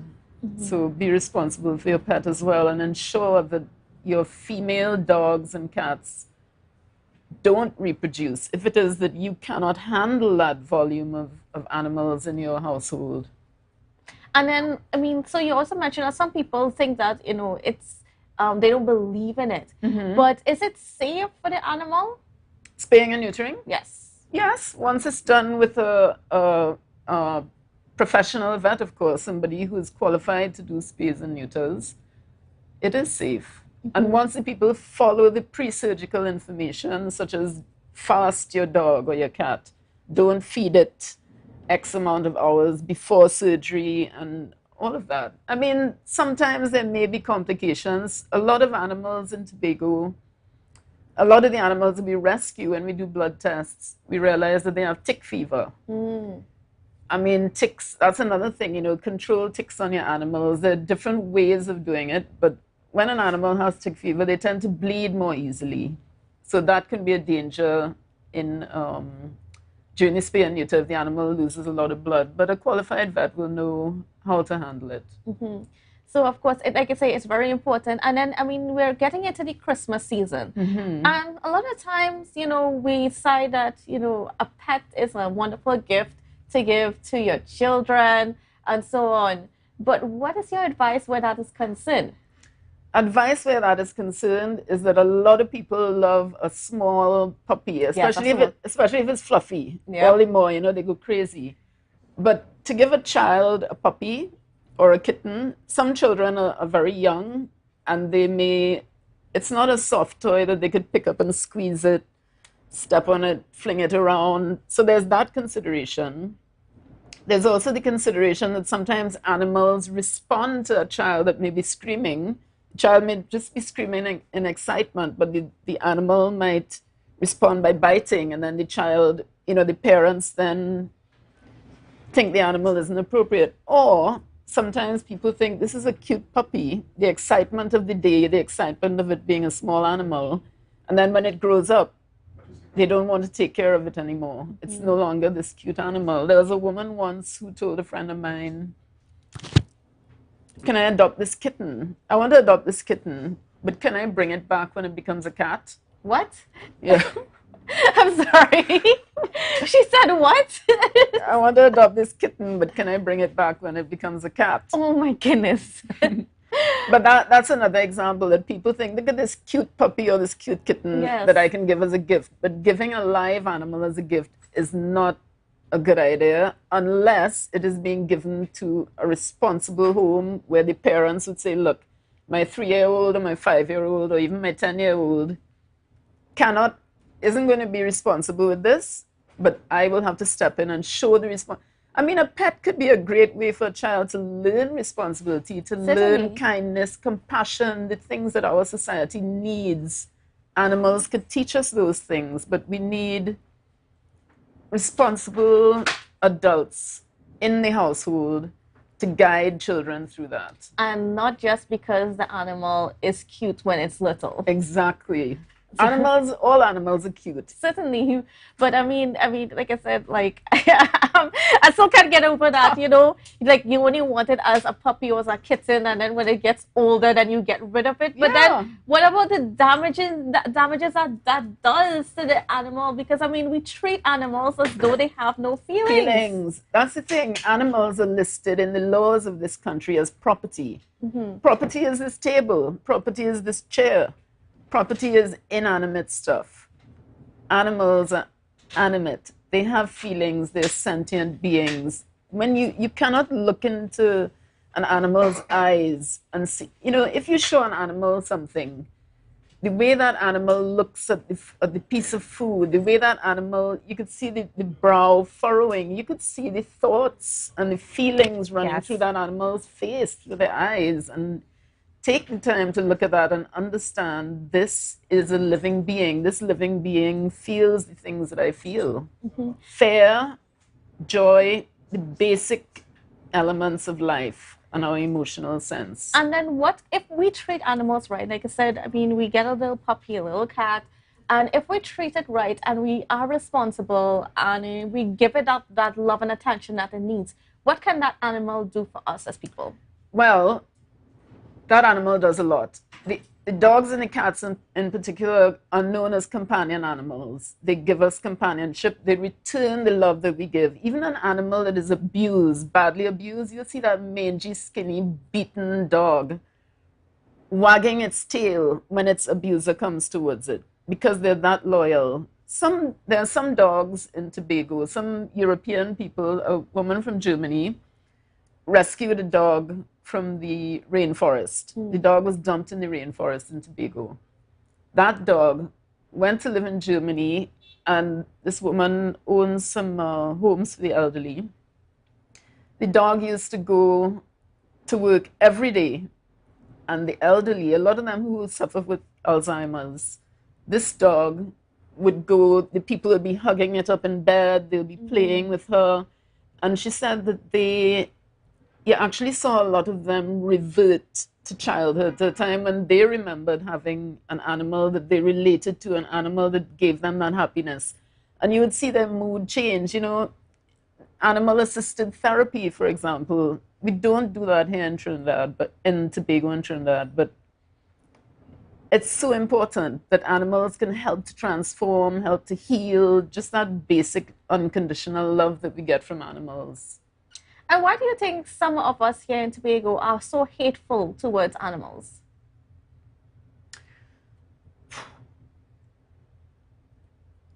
I'm silenced in terms of answering that because I don't know the answer, but I think that's a personal thing. Different people might have different reasons. I think some people are probably brought up in households where if a dog comes towards, maybe the parent might shout out, "Don't touch that.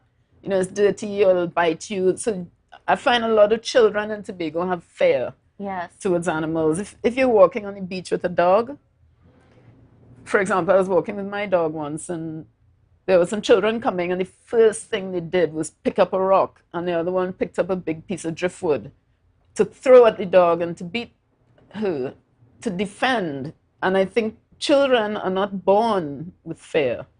Children learn fear from the people in their environment. So if the parent is fearful, if the parent had a bad experience, the child is going to learn that. If the parent is cruel to an animal, the child is going to learn that. So as parents, as adults in this society, we really have to be careful of what we are showing to children, because if you can beat a dog, you can beat a person.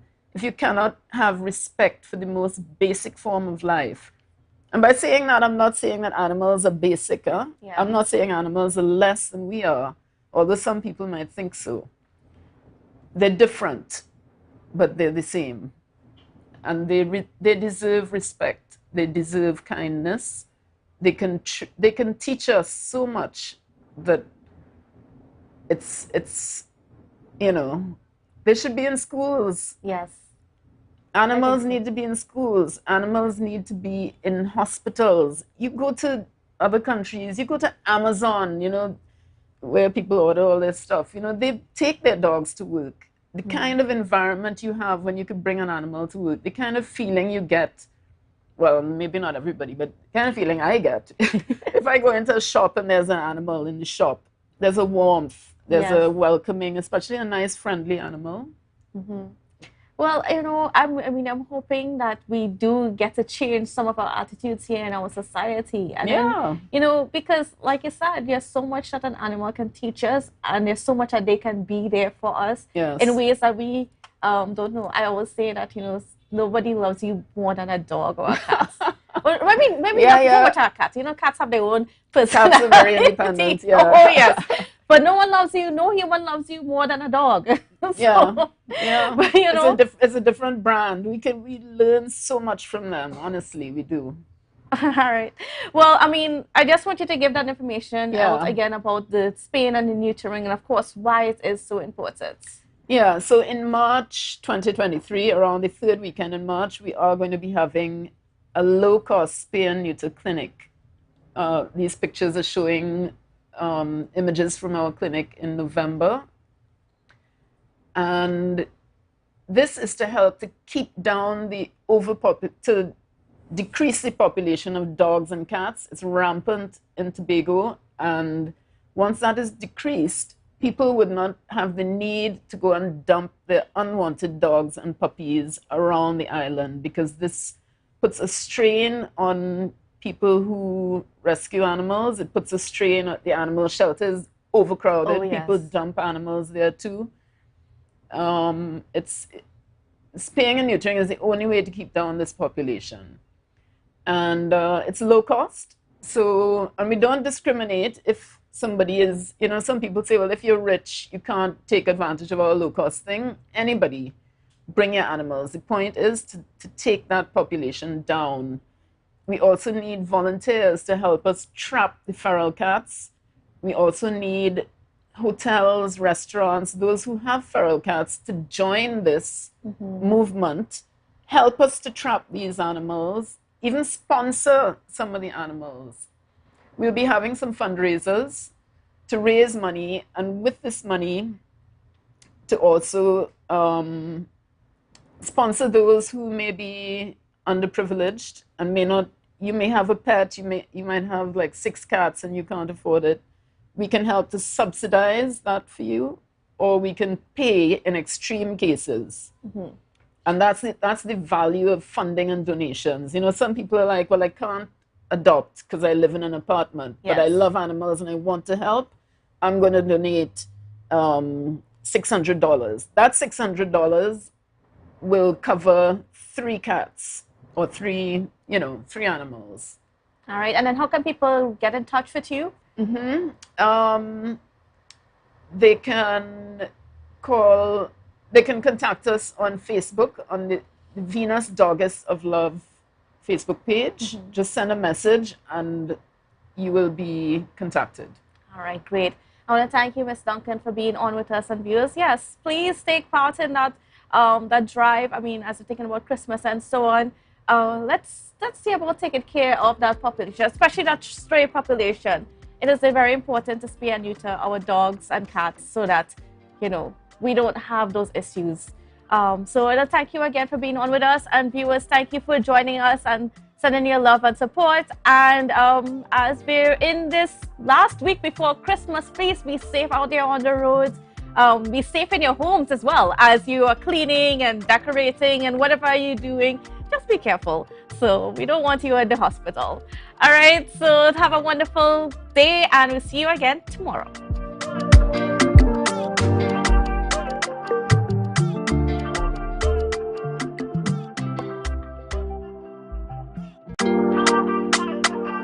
Yeah. Hey. Tobago updates. Na na na na na.